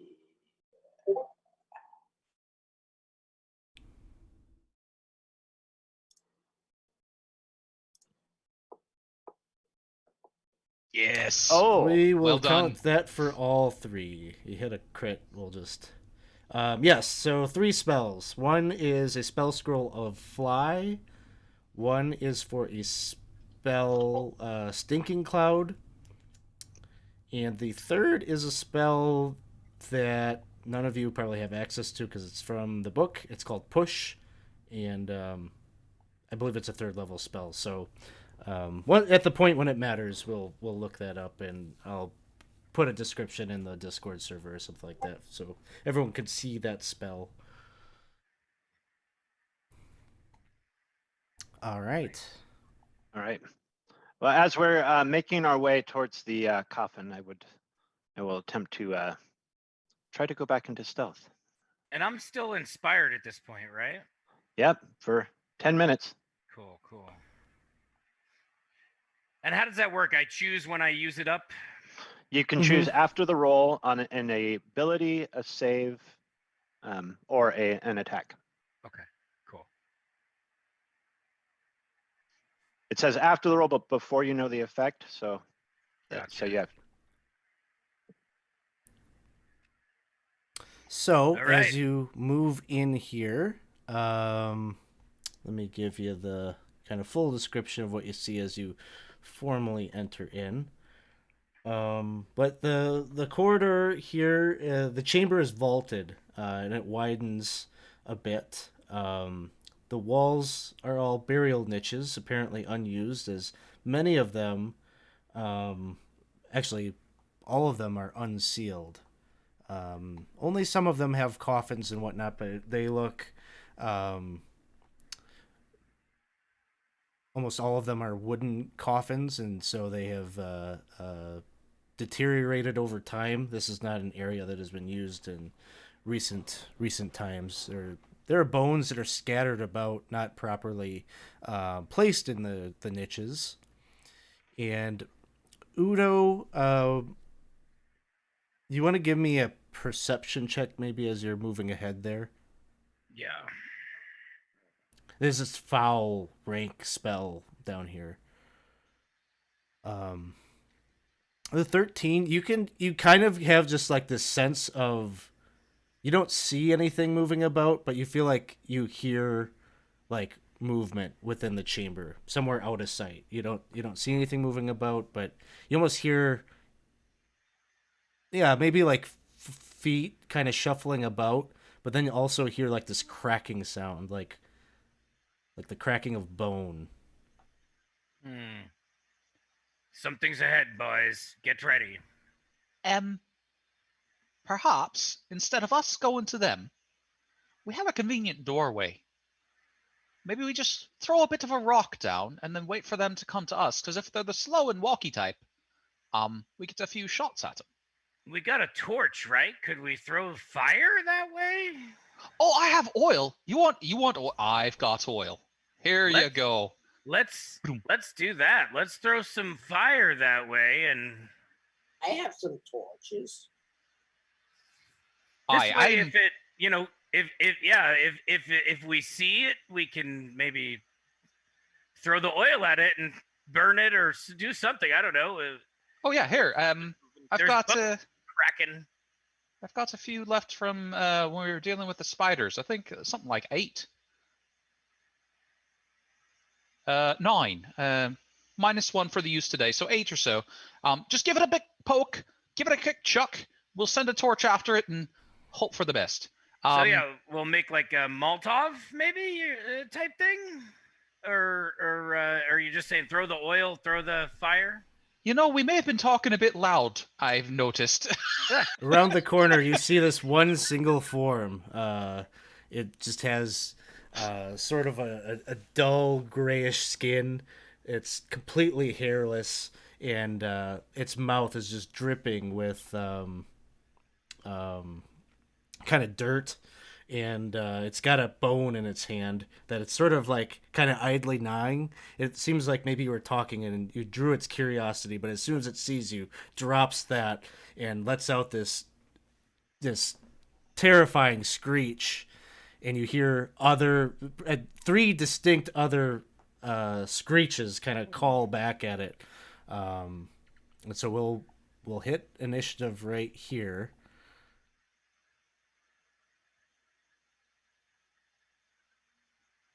We should have thrown the fire. Should have thrown the fire. Ooh. Oh, those are really fast ghouls.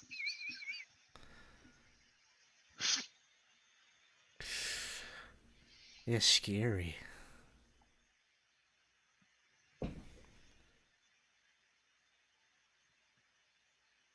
All right. So I th- Udo. So real quick, I think I'm missing something on the initiative on how to actually roll it because I see myself there, but that's my last score. So Oh. what do I need to? Yeah, my what do I need last to click score on? came up too for some reason this round. I'm not sure. What was your Udo? What was yours? I think it was just a 7. 7. Okay. Yeah. And let's see, Bobish. Bobish. Yeah, Sorry. Bobish. I normally wait for the die to roll up on the side, so I haven't rolled anything yet. Do you want me to Oh. just roll outside? Yeah. Why don't you do that? I'm not exactly sure what's going on. It might be. It might be that I didn't properly end the previous combat. Maybe that's why. And then, sorry, and if I'm just doing a roll, I'm sorry, what do I do just to roll a 20-sided? Is there a die set? Top left corner, the one that looks like a 20-sided die. Got it.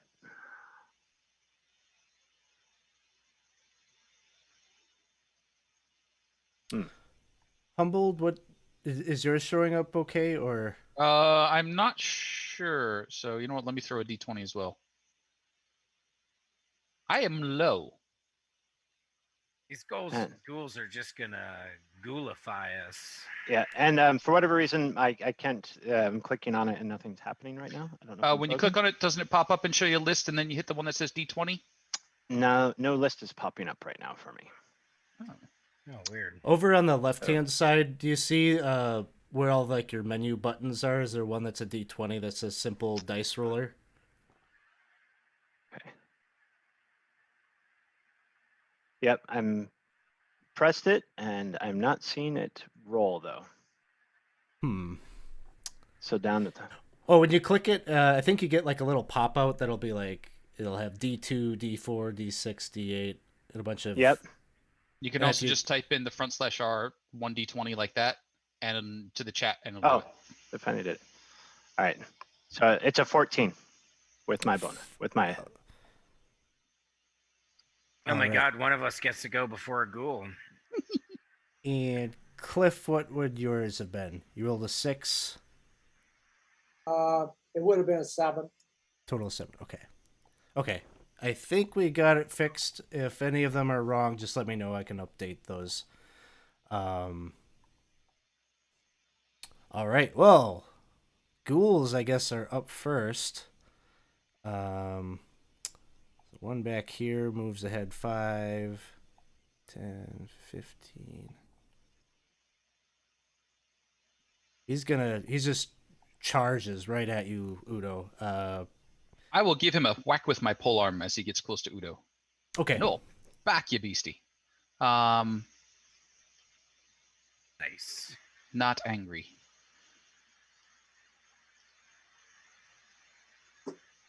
Uh, 14? I believe that will hit. And if it did, Yes. 6, not 8. 6 points to this one here. All right.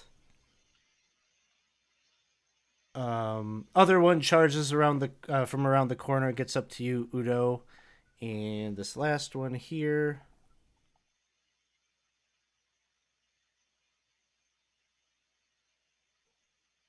charges up by you, Humbled. So those are dashes. Bobish, it is your turn. All right. I'm going to come into the room. Hey. And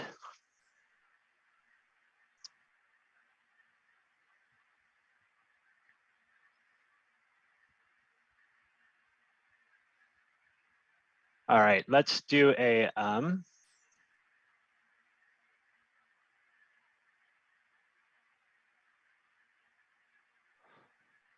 all right, I'm going to try to do a sleep spell It looks, and it's a 20-foot sphere, so it looks like I can get 3 of them in it. Okay. And so then roll 5d8. 5d8. Yep.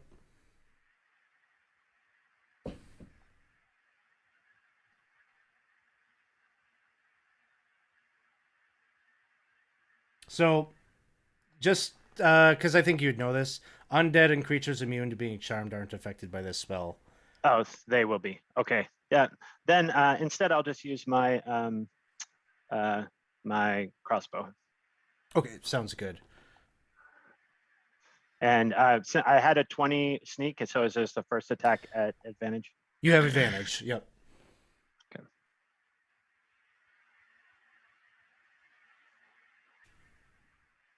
And a 16 will hit.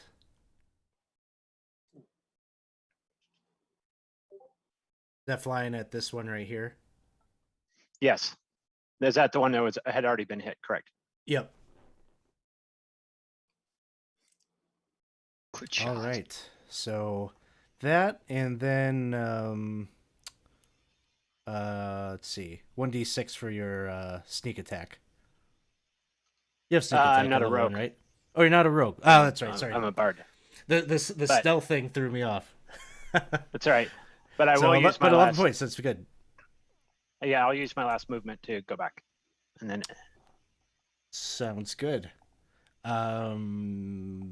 Other ghoul is up. He's gonna get up to right here,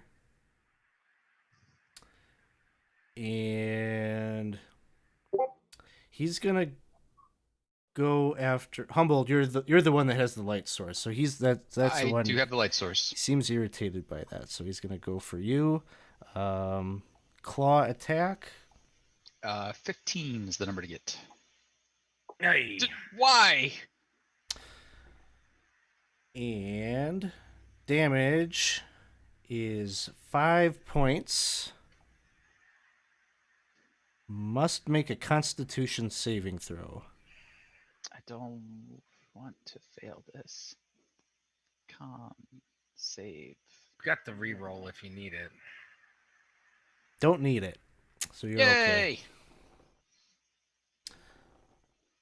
All right. Next up is Elmo, and he's gonna charge forward. He's gonna make a couple of swings. First one with the axe.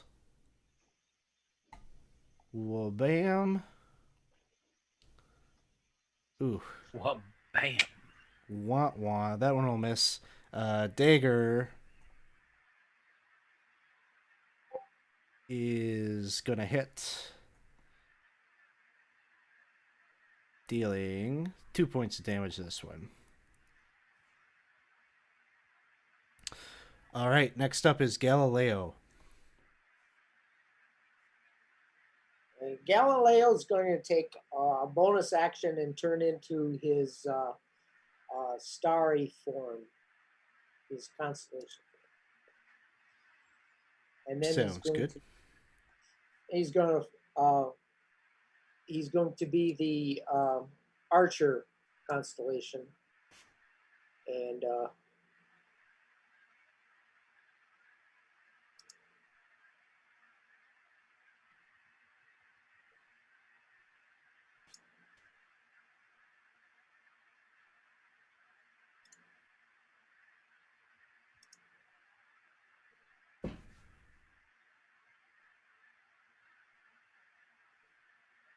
so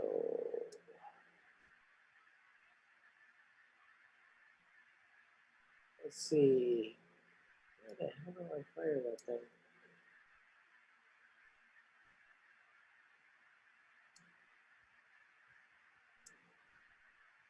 Just roll a d20 and we'll just manually add it.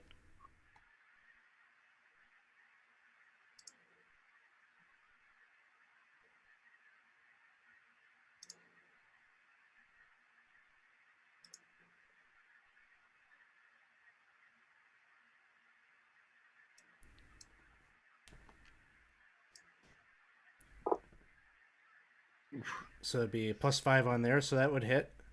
And then it looks like the damage is 1d8 plus your wisdom modifier. So if you want to throw a 1d8 in there.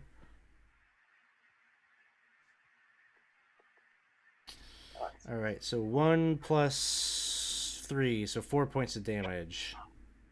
This one right here. Yes. Okay. He's still up. All right, then we turn to Udo. All right. Well, let's try to take this guy here down with the one hand first.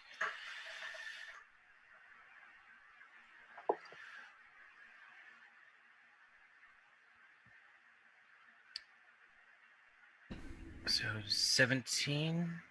That'll hit. And it should be, I think it rolled yep, 6 damage. That one goes down. All right. And then I have my other hand, and I'm going to go for this one that here that took a chunk at a Humboldt. And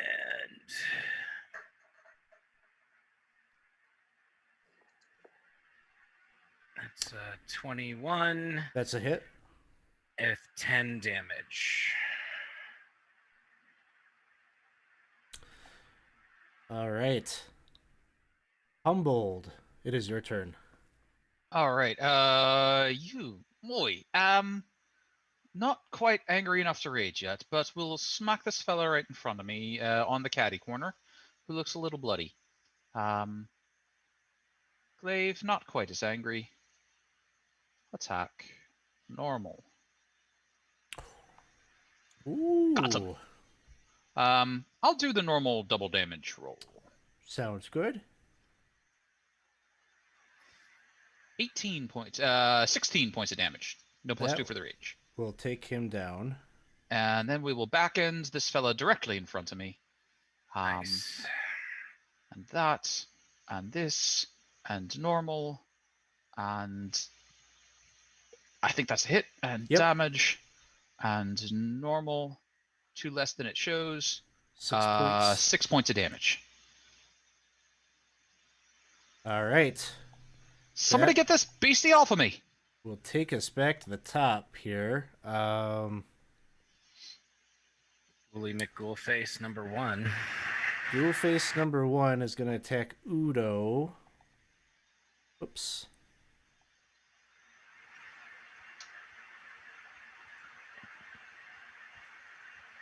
He's going to go for a bite.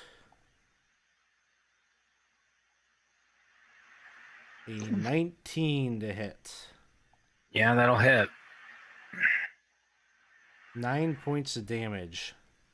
Boosh! Yeah, I'm gonna have to make a savings throw there. So that's a con savings throw, right? Yeah. DC 13. I think I'm gonna. Do we have a reroll? You got to do. reroll. I'm gonna take it. As a reminder, you're also inspired, so you can do the reroll, but you have an add 1d6 if you need to. Oh well, hang on. It's a 13. I got an 11. Let me do that. Do let me do that. that You first. appreciate that. Yeah, I'll do the. I'll save the reroll. Let's do the bardic inspiration on this one. I'll add a d6. Come on, baby.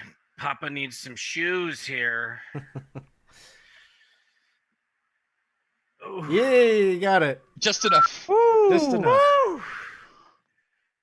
Thank you, Bard baby. And that'll bring us to Bobish. All right. Come running back in.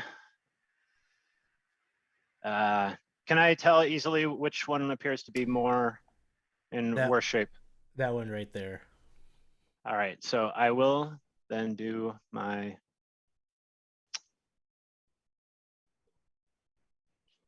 light crossbow again.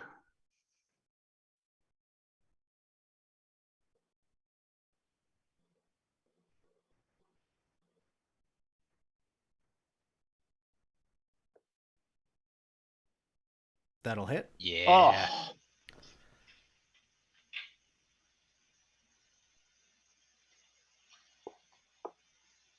He's taking 8 points.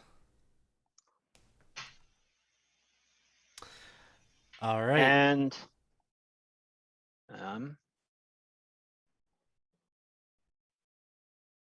sorry, let me take a look at the order here.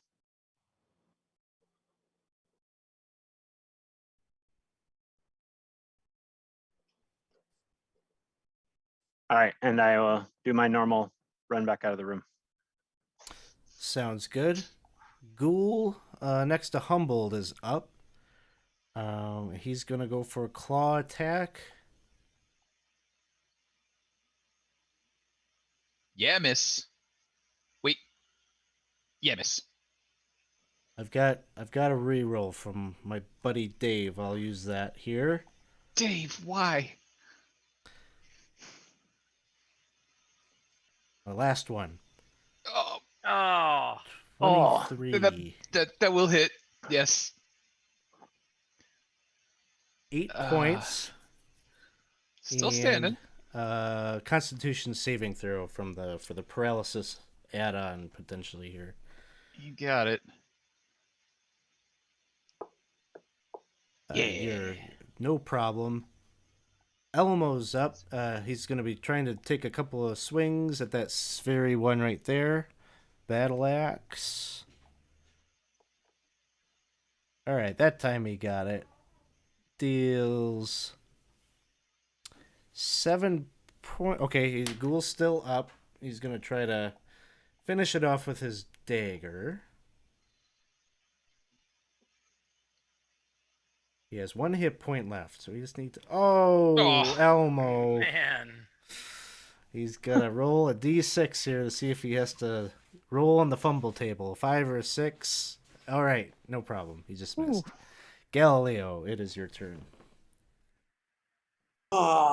Galileo still in his starry form, and he's firing his arrow here.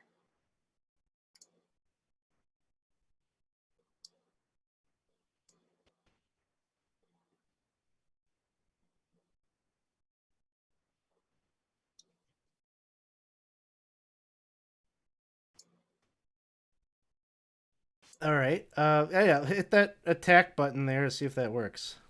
That does work. So 22 will hit. You taking out the injured one first? Yes. Okay. Oh yeah. And that's just a bonus action for you? Yeah, I believe once I'm in the starry form that let's see now. That's yeah. While Says form you activate this form as a bonus action on your subsequent turns. While it lasts, you can make a ranged attack, hurl the luminous arrow. all right. So you still got your action. So can I make a normal arrow attack as well? Yeah, I think so. Okay.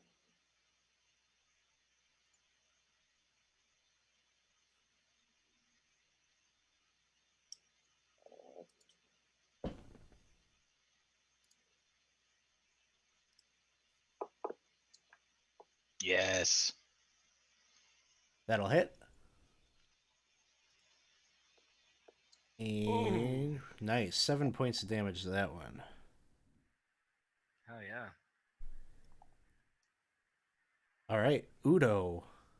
All right, we're gonna do what Udo does best and try to break the ghoul. With the long sword, first hand. A 15. That'll hit. 4 points. And then we'll attack with the other hand.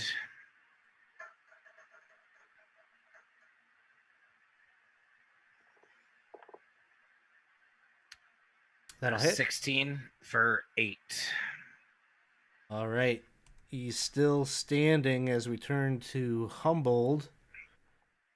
I'm still standing. Wait, is it the Humboldt or is it the Gold?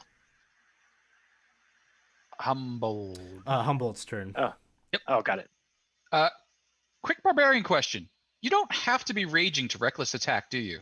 No, you could. Yeah, you can. You can do it outside of rage. Okay, reckless attacking. Hiya. Um, Glaive. Attack. Recklessly. Hit him, please. 17. Got it. Damage. Normal. 2 less than that. 7. 7 will be enough, and you finish Nice. off the last of the ghouls. Um, I think maybe we should search this room real slow, like maybe take an hour searching it. Does anyone else feel like maybe an hour searching would be good right now? I would agree with that. Maybe an hour where I'm not searching at all. Hi. Uh, Maybe we could just sit down and have a nice hour while others search. Yes, we could just search our minds. You're looking a bit woozy. That's fine. It's... Were you always twins? All right, I'm gonna go search the bones. Take a look at some of these empty coffins now. So definitely you can take a short rest here. You spend some time maybe trading off, kind of searching through each of these crypts. For the most part, you don't find anything in terms of treasure in this immediate kind of crypt area here. However, as you're moving about, you do find that I don't know if can you see that ping? Yep. Okay. You're going to Yes. find that the crypt over here has a basically like a hole in the top of it that has a ladder that goes up. And so that might be where that the tunnel leads up to where that hollow pillar is. Down Right. over here, you're going to find that there's another crypt that is just a little bit more distinct than the others in that the back wall of it has fallen in and is sort of just tunneled earth, like dirt that has been kind of burrowed into, and it seems like it goes into like a long, dark tunnel. And there are bones Oh. and all sorts of nastiness that is coming up and out of that tunnel. Oh, that's tempting. Udo, you're still looking a bit bloody. Oh yes. Yeah. Hang on. How would with the short rest? What do we get? You can use, use your your hit hit die to recover hit points. Okay. And I think you get like your action surge back and your Oh yes. your second wind. So we roll one hit dice. Where's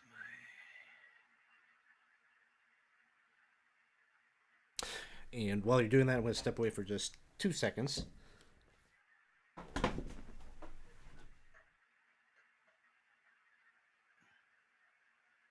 Okay, I like that. All right. So, should we be go squeezing through this hole? I think just as soon as you checked all the coffins already. I feel like maybe you might. Did you check that one? I perused it. You perused the coffin, and you want to go darting down a hole. Get back there and check that coffin. Yeah, so- I go ahead. Oh, I was just going to say, in the span of this time, you've looked about in each of these, like, most of the coffins, there isn't really much to check. They're just so beaten up and ruined. There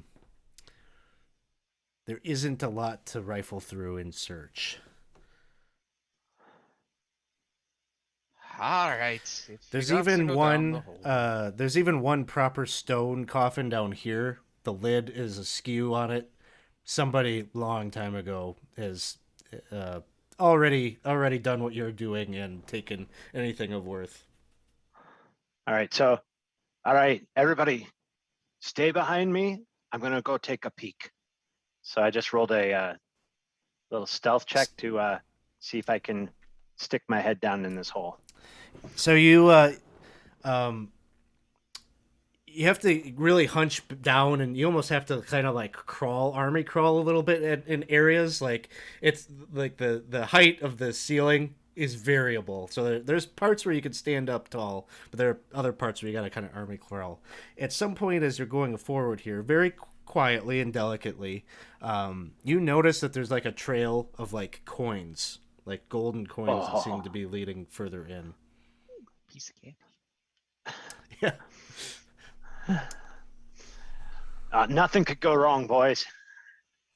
That's what they say just before it goes wrong, isn't it? It's right for the treasure. Oh, So, this is. Oh God, who right, made this tunnel? All right, so I'm going to try to continue to pick up coins, and if there's a chance to stand up, I will the moment I can. That's how we catch animals. We leave a trail of something that they like to eat, you know. Basically, when you get to about right here, you're going to be able to stand up, and you're going to see that this treasure trail of coin has actually been leading you to this nest, or at least a refuse pile where the ghouls, it seems, have discarded the bits and pieces of their victims that they find no interest in. And there's a good maybe 800 silver pieces kind of piled up, heaped up there. There are also some vials of liquid. And you find another spell scroll case. All right. Well, Udo, you're not the sneaky one. Yeah, I'm the sneaky one. That's true. All right, so I'll start by looking at the vials. I'll hand the scrolls back over to our. I'm not that intelligent. I can barely read. So, but I'll see if I can sniff these vials. I was gonna say, do these vials look like your healing potion that you have, Humble? Any of them?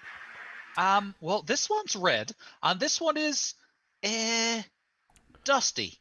Hang on, just let me give it a bit of a polish. So each of the vials is corked, and there's like a symbol kind of burned into like the top of the cork. Anybody who's proficient in religion could do a religion check on that.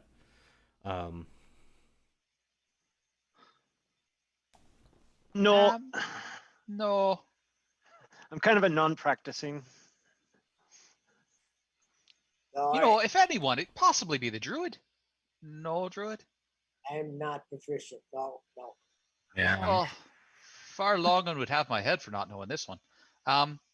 Well, we'll take it back and wrap them up real careful, like. Into the chest you go. All right. Any other items? The only other thing would be the two scrolls. All right. Well, can we take a peek? Who can read? I think the druid maybe. Go ahead, do another. Let's call it Arcana check. Try to identify these. That one looks like an A. So these two scrolls seem to be divine magic. So the one is a. Sorry, I misspoke. There's only one scroll. It's a scroll of protection of undead from undead. Oh, That would have come in handy. Yeah. It's funny. I always find these things from people who have been eaten by undead. You think, like, if you see undead coming, you'd use this right away, but it's always in their nest. Nobody ever uses their consumables. They're always, like, stashing it away, hoping that it'll be better in that next fight. Well, I think that's about it for the pile. Udo, are Right. you near a cave that you shouldn't be? I don't see anything down here, Oh. but I can't see in the dark. I'm gonna take a Eh. whiff. No, I can see. Keep it down. What? Alright. What'd you say? All right, I'm gonna take a peek. Still moving all stuffy like.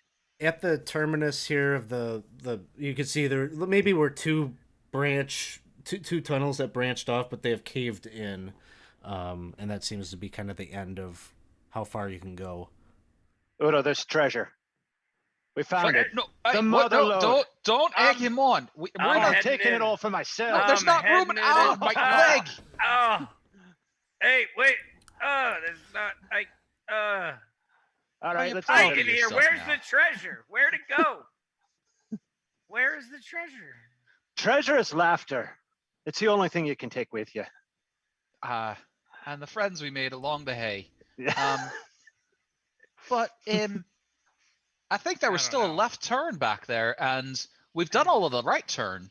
So see that the must be where the beautiful one is. Oh, The pretty. you're saying I one's found a gotta be mirror. somewhere.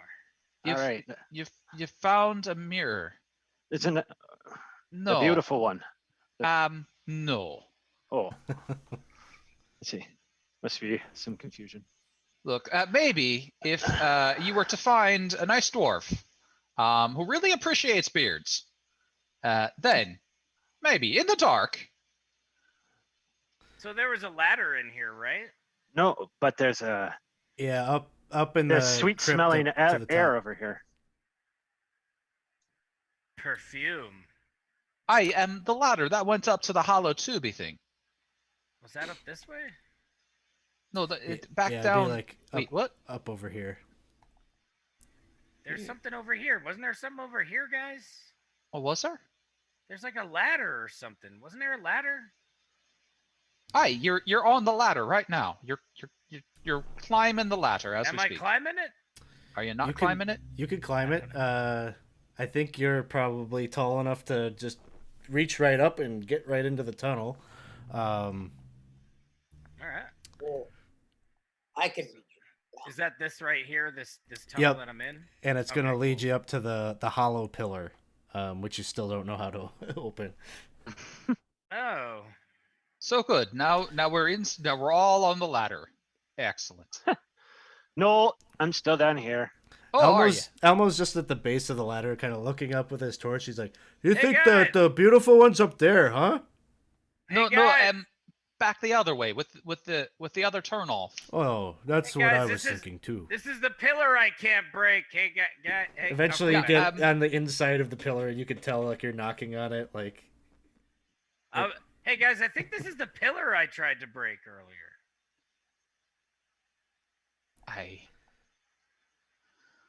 Oh. Gonna make up some crawfish. you're coming Gonna down make up like some all lizards. full of We've filth got and this. cobwebs and dust. By the way, I'm assuming is my stealth score still in effect until otherwise noted? Yeah. What did you have? A 19? Yes. Okay, Or or 21? Okay. 21. So, all right. All right. So Keep it down. now remember, half draw, good eyes. As in like attractive? No, as in they can see. How would I Oh. know if he's attractive?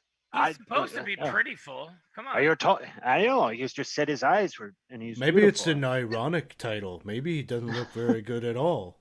You know, I'm wondering if this is why I have so much trouble as a matchmaker. I say one thing in common, and people try and twist it in weird ways. So is it sort of that Bobish? Are you scouting ahead, or are you just Yes. like kind of okay? That's my intention, Okay. is to make So sure that as they're I'll- clumping around that they're not I'll sound. try to So stay back. I've got chainmail on, so I'll try to stay back and not make too much noise, but also be more in the front. So if something comes down this way, it hits me and not. You know, all right. that So when I you're peek, trying to- I peek around the corner and I'm holding up my hand like slow. So What do I see? you can see right around the corner here a wooden door. Further on down the tunnel, you get the perception that maybe like 60 feet out or so, there's a gradual incline, and you feel like you're seeing some distance away, but like maybe some daylight at the end of that tunnel. This might be a All route right. that leads out into the swamp somewhere. Udo, we found your nemesis. Ah, where? It's a door.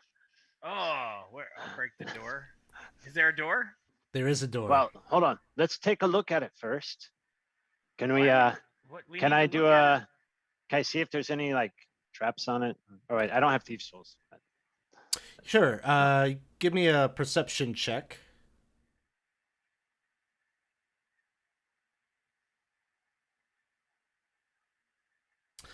It's an oak door. It looks relatively ordinary, although it looks newer than some of the other doors that you've seen in the complex. Checking it over, you don't see anything that strikes you as a danger. Does this thing work? The hand, and I turn the handle. It opens. Well, I guess I'll swing it open and see what I can see. So there is a long corridor on the other side that is lit with torchlight. And in here, the it's very smooth, like marble tiling. This is I don't new. think this is for the ghouls, guys. All right. The door that you just opened looks like it could be barred from the other side. Oh, There- I'm just gonna take this door off the hinges if you don't. There you go. You have a Whatever. problem with bards. Yes, I have a problem with bards. Bards doors. So whatever it would take to pop the hinges, dislocate the door. Yeah, presumably you got some tools or whatnot with you. Spent a few minutes doing this, kind of taking the pins out or whatnot on the other side. Right, or and, camera python in once it's open, whatever, to do the thing. Yeah, smash the door or something. Just No. Come on. Quiet. come on. All right. Is there a door here? Am I missing? Or is it just a hallway? There's a hallway, and let's see. Your perception probably can't see the end of it. Even though there's light, it's like a very long hallway. Hmm. Should we I'd just- say the- I'm not very perceptive. Is there anybody who has a better perception than me? I'd suggest looking at the floor. Oh, I got good perception. I read the stars, you know. All right. Well, can you read the floor? Well, not I as don't good as trust. stars, but I can do a good job. So am I doing a perception? Perception check. All right. All right, you're scanning ahead. The floor here is very smooth, very level, and very uniform. You're maybe looking for that odd tile. None of them strike you as different than the others as you're moving forward. All right. Let's move. They got a good craftsman laying tiles. It a was long hallway. This And does as seem a bit excessive. Ay, Uh, ay, ay. Udo, you're kind of coming around the corner there. You peek around there and you see in this next area, it almost kind of gives you this feeling of like, I don't know, place where probably you can imagine off-duty guards or whatever, like kicking back a couple of brews in here. There's a number of circular tables and stools nearby, and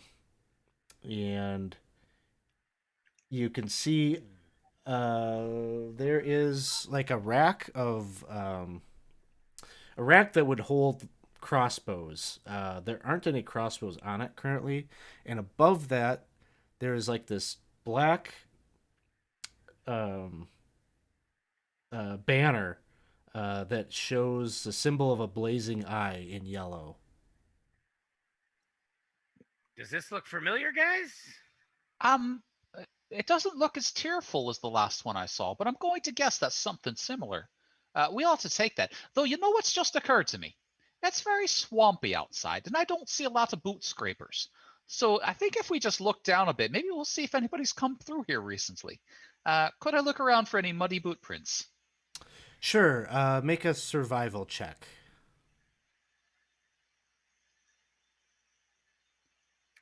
No, you know what? They probably sweep in here. I want to keep it nice and tidy. Oh, you hardly even walked. I mean, I can tell you this. I'm not a smart man, but I can say that that crossbow rack is empty. Oh, that's a great point. So they're likely out and about. The crossbows are somewhere. Hmm. Oh, all right. If we knew how to set traps, we could have set one. Should we? I'm gonna cut this banner down and tie it to my Roll leg it or up. put it in my bag or something. Sure, yeah, easily done. You grab and add that to your inventory. It's very stylish. All right. Yeah, maybe tie it around my head, like a. Oh, Udo. I'm gonna peek in here. Udo, I don't want you getting excited, but I see a door. Oh, what do you think, guys? Should I run through it? Can I break this one? So you're looking ahead into this next area. This appears to be a barracks. There's at least a dozen sleeping beds that line the north and west walls. Empty weapon racks line these walls as well. But there's flittering illumination that is provided by several lit torches. You know, I'm not liking how many beds there are down here. There is right where you stepped there, Bobish. There's a wooden door there, and there is a knife that is stabbed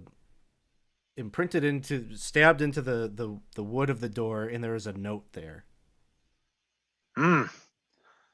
Seems to be some sort of cryptic scribbling. Hang on about. If it's in common, I do know how to read that. Dear whom it concerns. It says, Nope, hang on. To Burns Busy Beavers. I apologize that we could not meet in person. Your persistence in locating me has necessitated a new arrangement. Quite frankly, I could do for a change of scenery, as this moat house is a bit worse for wear.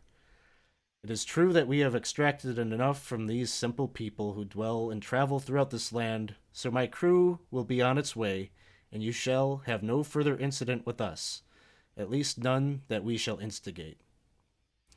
You have proven yourselves capable and worthy of respect. Should you survive this next test, I would offer you full rank and compensation among my company.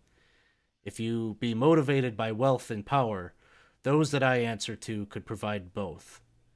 Given the likely fate of your benefactor this evening, you may be in need of a new employer. If interested, ask the right questions around Hamlet. My eyes and ears are everywhere. I do wish you the best of luck in all of your future endeavors, and it is signed Lareth. I'd like to pocket the dagger. Wait. Did anyone else get the impression that something bad's about to happen? Like now? So To like burn. a test? That's what I heard. And you Please hear don't touch the dagger. Elmo oops. calls It's so back. pretty. Elmo calls back to you all. Something's coming. Now I'm taking the dagger. Is this the door here? Or is that the? What is that? All right. Well, if something's coming, let's shoot arrows at it until it gets too close, and then we'll have to deal with it from there. Flip up the tables for cover, maybe, and he'll start running. Like, is there a thing? So okay, you're running up there. So what you see?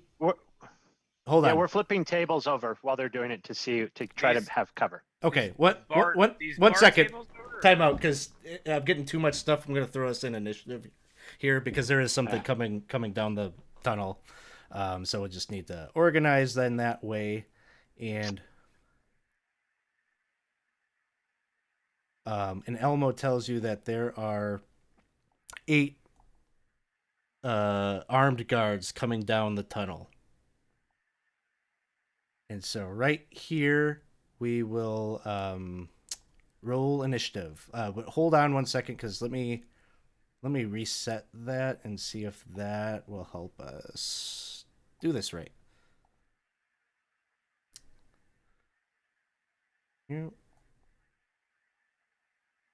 Okay, go ahead now. Initiative should work now.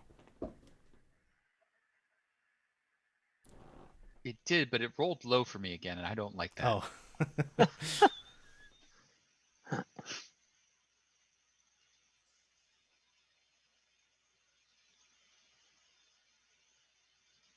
Oh my Jesus.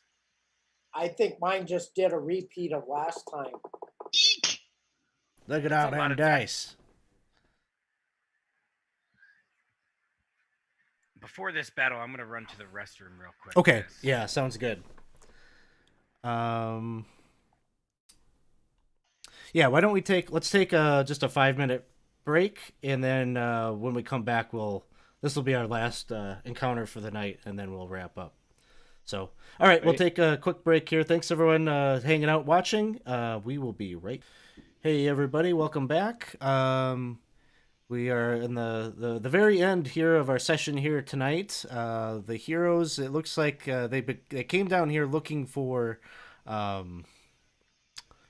Lareth the Beautiful, sort of the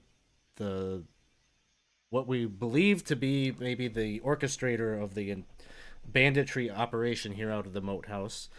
It seems he's not here, however, but he's left a couple of his goons behind, maybe to clean up here with the party, and so they are coming down the hallway behind them. As the heroes had been searching through, it just arrived at Laris' quarters here. So we just rolled initiative, and the guards are up first, and they are marching down this hallway.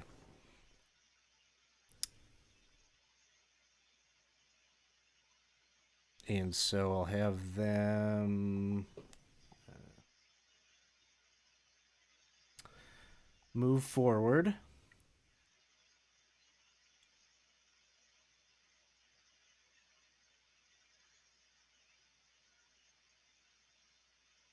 And they basically march to right here using a dash.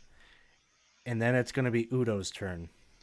Before it gets to be Udo's turn, that one that came within 10 feet of me, I'm going to bop him with my polearm. Sure. Not angry yet, but I'm going to be. No, I'm not. Whiff. All right. So that one. Do we have any rerolls? You do have 2 rerolls. We do, but I'll save it for stronger stuff. All right. Right. I guess I'm gonna come up to here. I'm gonna see if I can see them then. Ooh, what did I do? There's a wall. Do that and then that. Oh, there they are. I have believe it's a crossbow. I'll shoot them with here.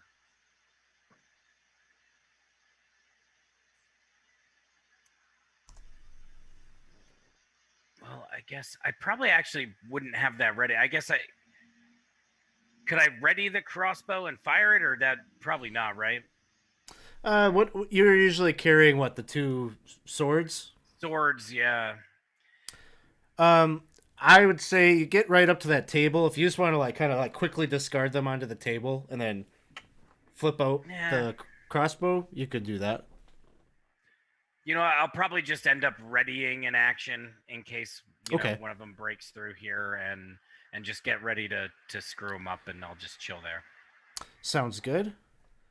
Next up is Elmo, and he's gonna step forward and try to block their progression here. 2 swings. Battle axe.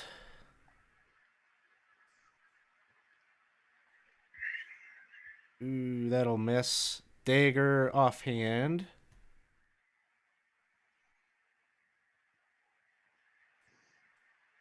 That is also going to miss.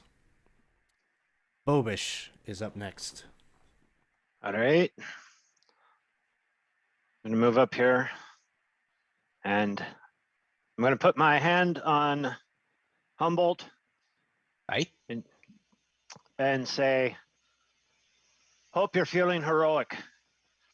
I need you to save my arse." So I've cast heroism on you.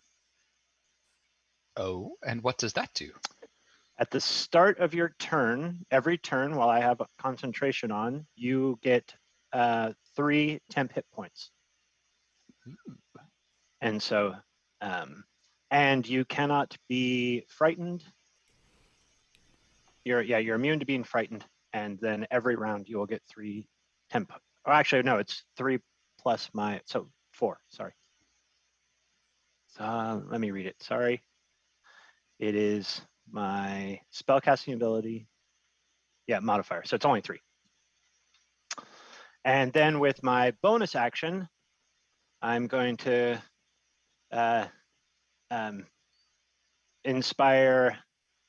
use my last bardic inspiration on Udo. Say, boys, I just like you to know that I'd rather be with you friends than with the greatest companions in the world.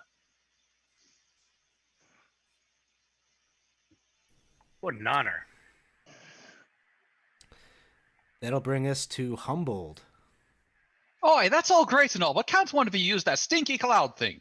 And then he'll swing at this fellow. He will rage, he will go reckless, and then he will angry glaive. Attack. And make sure you take your temp HP. And I took my temp HP, and I have advantage, and we're going after you. And a hit, That'll hit. I think. Normal. 14 points to that fella. Oh yeah, I think he's gone. All right, he goes down. And then I'll stand right here. Galileo.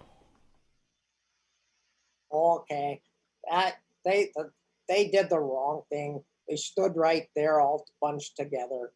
I am firing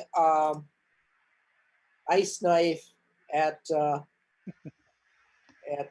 this one right here. Okay.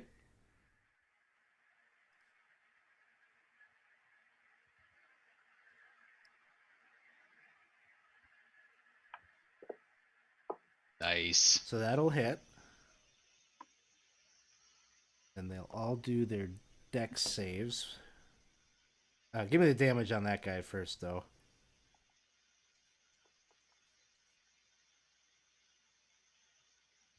So 18 points. Okay, he goes. The target goes down,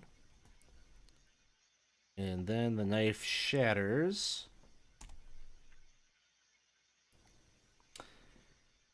And they all make the dex save. Fail. Fail. Success. And fail. Nasty. All right. So then, I 2d6. Wait, that was already in the. Oh, okay. That's weird that they do it that way. Okay, I'm gonna take the original. So was it 10 cold, a 6 and a 4. So same thing, actually. Gotcha.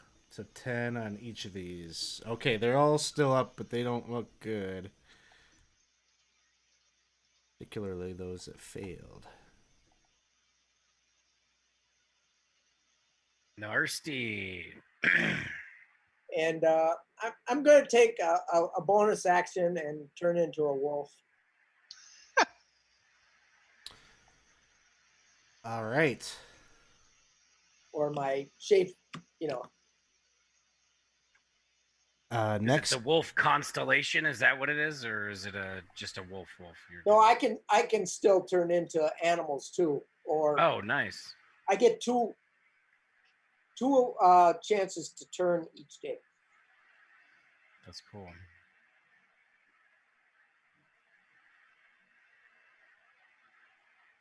These two sort of charge ahead here, keeping their distance behind the front line after seeing that spell go off.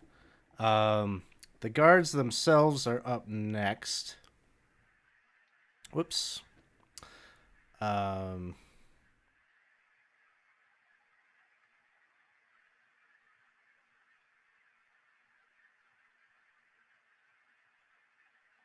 so the first one is going to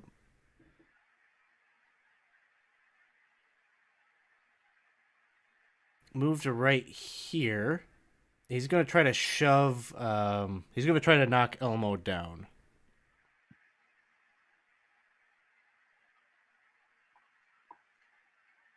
I don't think he's going to have any luck with that. Horse stance, Elmo. Horse stance. Yeah, Elmo's okay. Next one moves up right here. That one is going to get smacked with a glaive.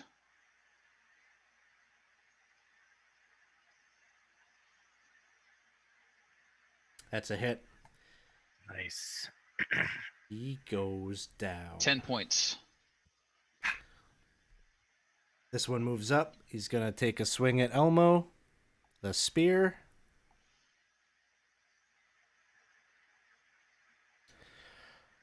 Oof, and a 9 is going to miss.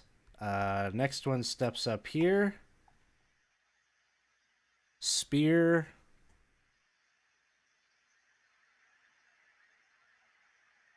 And that's a natural 1. Ooh. So he's got to roll a d6. 4. Rolls a 4. So nothing further on that. So these are the disposable. This is the disposable team, I guess, that got sent your way. Udo, it is your turn. Okay, let's see here. Yeah, I'll move up to here. Oop. Let's see. And I'll attack this guy here. The first hand.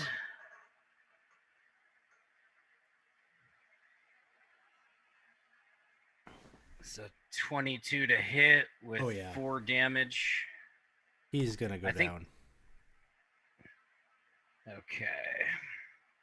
And then I guess that can I hop ahead there? I'd move 15. Yep. Mm-hmm. Yeah, you can split your gonna, movement.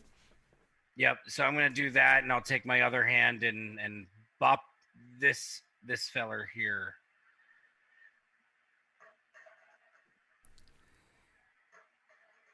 Oh, what happened there? I didn't. Ooh. Well, you got a critical hit. Ooh. He's got 1 hit point, so he's like hella dead. I really killed him. No luck with doors tonight, but good luck with people. Yep. Next up is Elmo. He's gonna take 2 swings at this one right in front of him. Here.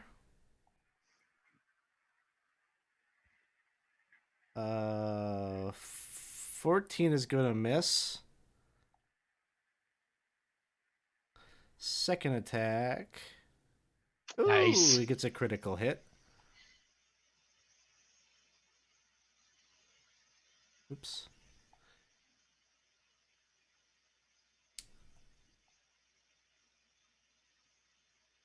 Let's see. Does he get that? Okay. It's going to deal actually 4 damage in total to this guard. So the guard is still up as we turn to Bobish. All right. Step in here behind. And why not try that sleep spell again.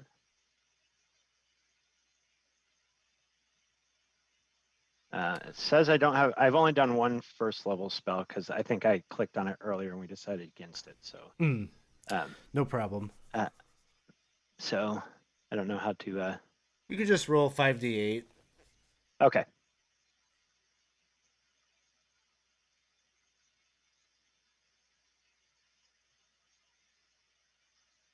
All right, 18. So this guard right here definitely falls asleep. I think you're gonna catch this other guy too.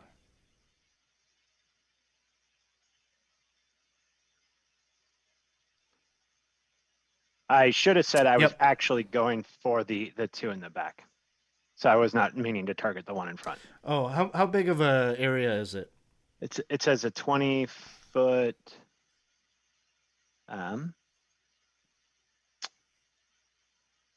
So 20 feet from a point. Actually, yeah, I can get all of them. You could get all of them. So yeah. You'll get the guard and you'll get one of the leaders. Okay.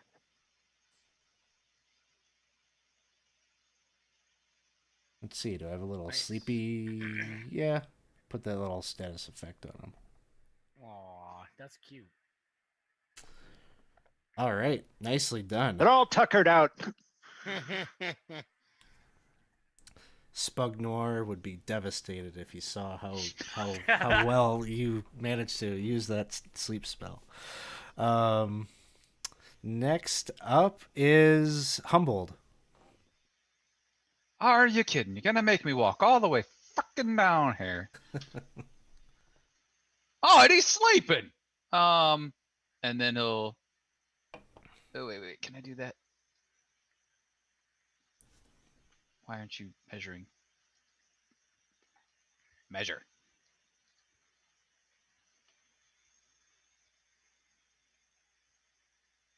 Yeah. Okay, I can get down there.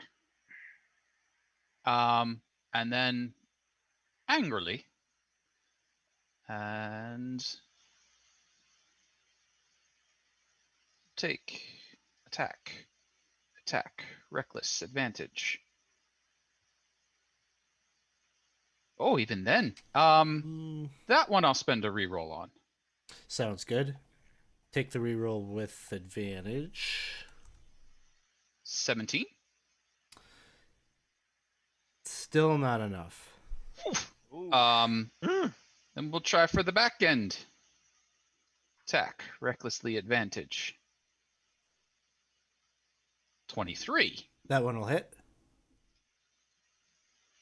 for 8. Whew. Oh, 8 is half. He's got to do a con save here. Oh. Come on, fall unconscious. Let's all go to sleep now. Gotta roll. That's a failure. Oh man. So,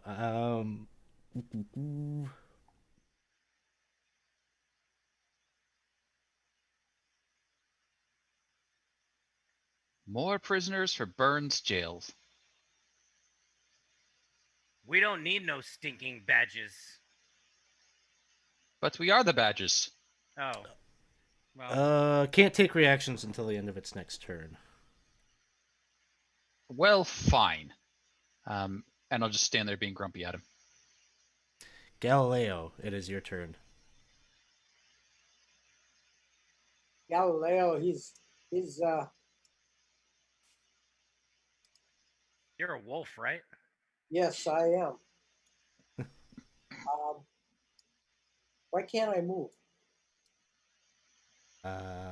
Do you have your token selected, and are you on the basic controls icon clicked on the left-hand side? Okay, that's it. All right, I'm moving down here, and I don't think I can get any further, so I'm just going to be sitting there growling and at the next one coming up. Okay. If you're a wolf, you got 40 feet. Yeah, 40 feet would be right about where you're sitting Oh. from where I was. So- Sorry, puppy. Guard will step up and I think I had to use double when I was going through the other players. That'll hit. 20.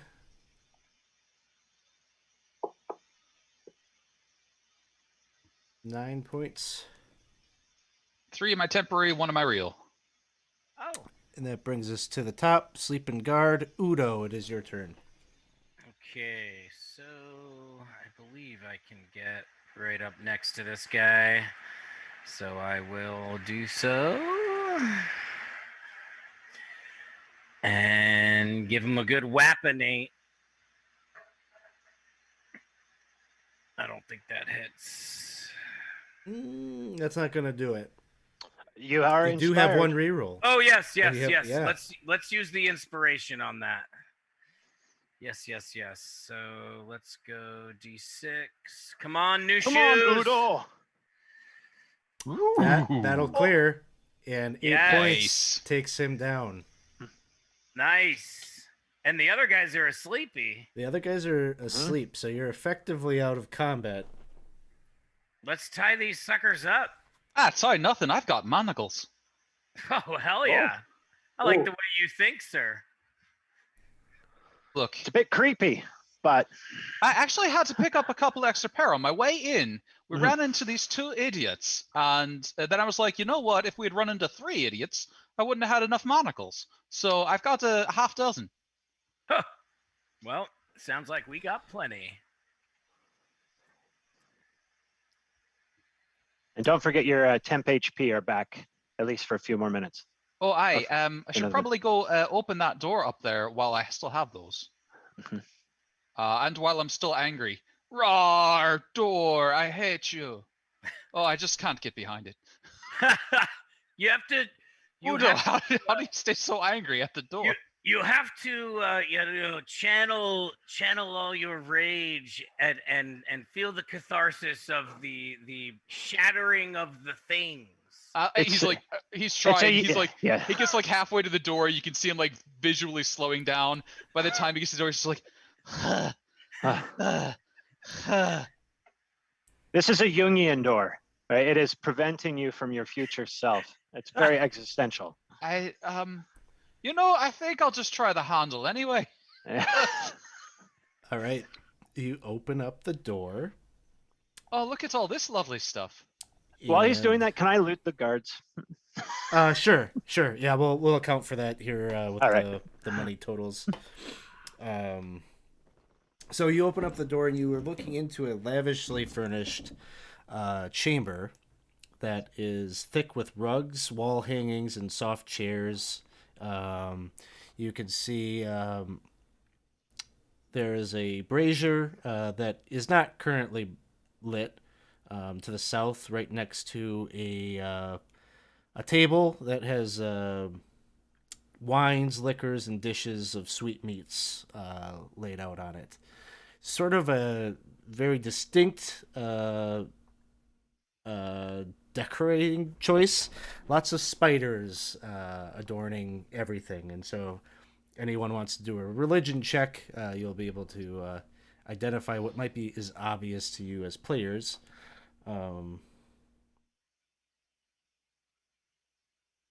Oh, I'm not proficient in religion.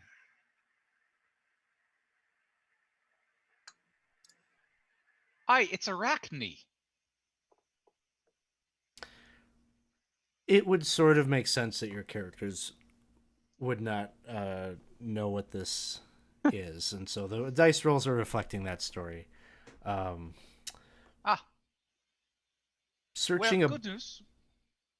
searching about the room, you're going to find some pieces. So Lareth is no longer here, but he did leave a few things behind, some valuables.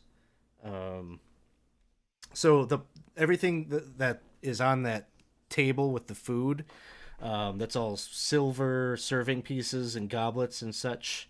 All of that would be valuable. There is an alabaster box that is filled with. There's nothing in the box, but the box itself would be a valuable item. And inside a cabinet in here is a piece of jewelry that is made with 10 matching fire opals. And that would be a valuable item.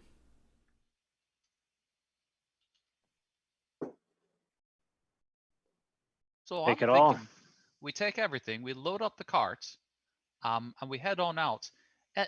Would any of you happen to have skill with mining and know how to collapse that tunnel? I feel like defending one entrance is better than two. We should have had a dwarf along with us. I know a dwarf. Eh? Yeah. Aye, bit of a brewer, but very angry. I'm sure we could set him loose down here and he'd tear the place to pieces. Oh, yeah. He could do that then. So we'll load it all up. Out of curiosity, did any of them fellas that we just knocked down happen to be wearing half plate? Chainmail and shields. Heavy sons of bitches. Any coin Um, on them though? Yes, there is coin. Each of them. Let me just see. Each of them carries 5 silver pieces, 2 gold, and 1 platinum. And so there were 8 of them total. So we can. Is somebody like is specifically kind of pocketing this for themselves, or is it going in the pool? Well, I wouldn't mind just a handful of that before, that's as I was doing my. You want me to do a sleight of hand? I don't know that you necessarily need to, as everyone else I think is busy looking at other things. So let's They see. were stabling horses down here. They were. There are no horses currently in there. So Bobish take what 40 silver pieces, 16 gold, and 8 platinum.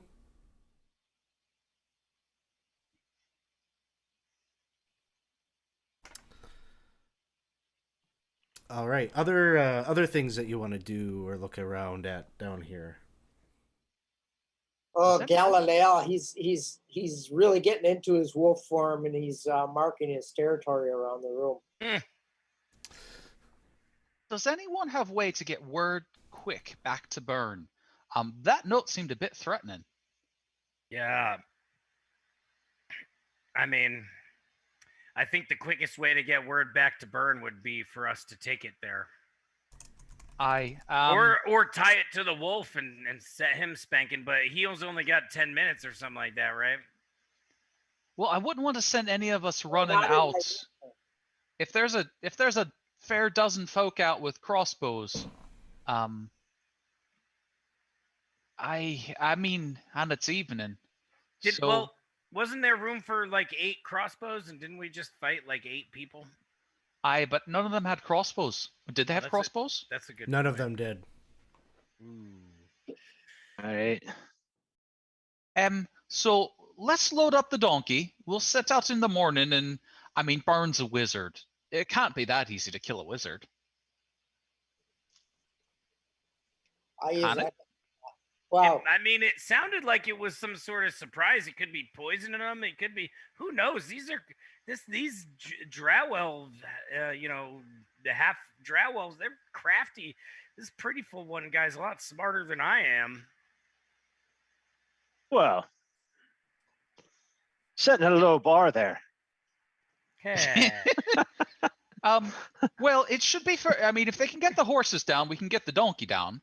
So we'll get the donkey down here. We'll bring the cart in. We'll load it all up. We'll kind of hole up till morning, and then we'll make our way back to town. And Could use a long rest. yeah, perhaps 8 hours. Yes. Yes. I'm down to hurling insults at this point. All right. I dropped Anything? my wolf form. Yeah, Burns. He's a real high level wizard, so he might be more than a match for all of us. And then the only thing I would say is take everything that's not nailed down, and then take the nails and take the other stuff too out of the drow room, because that seems like a really likely place to have hidden Fancy. stuff. Yeah. Yeah, I'll take this rug here too. I think that's pretty cool. Sounds good. How I about think The bedspread too. That's pretty cool. Oh, it looks like it's made of silk of some sort. Really I was giant silk. when I was a kid, I had a Spider-Man bed. Did you? I So- also noticed the wall hangings are really decorative. Is that Dritzt?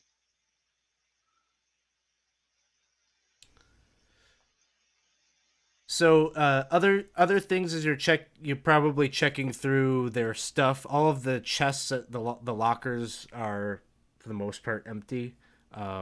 Anything that they had stashed away there, it seems they had taken. Down where it looks like maybe they would have had some animals and such stabled, there are some crates and barrels and things that have foodstuffs in it. Things that they had not taken with them when they abandoned this area. A number of them have printed on the lids Waterside Hostel. Do you know a waterside hostel? Is there Burns a had me history? set up in the ogre, so I don't. Is that? Is this is a that- history? This could be a history.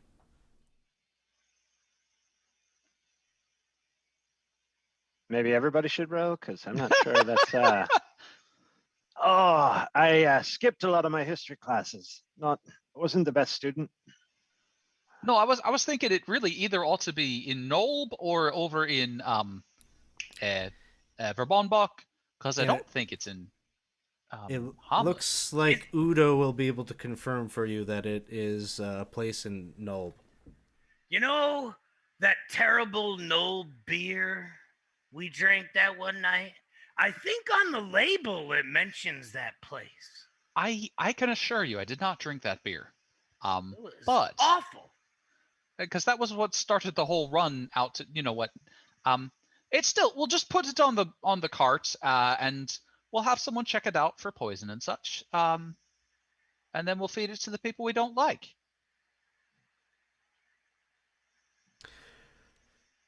So, I think this is a good place to stop as you're loading up the cart and getting ready to maybe rest and recuperate before heading back to Hamlet. We will learn, I think, in our next session what Burns' fate is and what's currently happening in Hamlet. As there are things in motion at this point, and Lareth is still out there. He had eluded you. The couple of forays down into the moat house tipped him off that there was a large force that was actually on his tail, and he wasn't going to wait around for that. And so the manhunt will continue at some point, but maybe you've got to lead with knowing that maybe there's some people in Nulb that you'll be able to kind of shake down or talk to, or a future party will be able to do that to try to figure out where is he, or where is he gone. So thanks everyone for playing. Thanks everyone watching for hanging out with us here tonight as we're doing another Temple of Elemental Evil preview. These games are drop in, drop out. We've got all sorts of people that come in and join us for a game. So if you're interested in coming and playing with us at some point in the future, come and join us in the Discord. I'll be posting some new signups for later in the month here soon. So come check that out. Let's see. Let's give a raid over to proficiency bonus. But before we do that, I guess I just want to say one last quick thing. We do have some celebratory games happening this weekend to celebrate our 4 years as a community. So we're going to be playing some games to let everyone from the previous community campaign maybe get a chance to play their characters one last time. So that'll be happening. We've got one game Friday night at 6 p.m. and another one Saturday morning at 9 a.m. So it'll be they're doing the Tarask Task of Maureen Trask, which was a big collaborative effort back in the day by a number of collaborators and creators, where they put together a big dungeon crawl through the body of a very enormous Tarask. So we're looking forward to doing that. We're also doing a fundraiser along with that as a part of our role as an ambassador for Jasper's Game Day. We're going to be raising some money for the Center for Suicide Awareness. So stop by and check out the games, donate if you are able, and we've also we'll be doing a happy hour on Saturday night. So if you want to come and hang out with the community and just kind of chit chat with us in very casual form, come and join our Discord. That'll be happening there Saturday night at 6 p.m. So, all right, we'll bring it on over to proficiency bonus. Thanks, everybody. We'll see you all soon.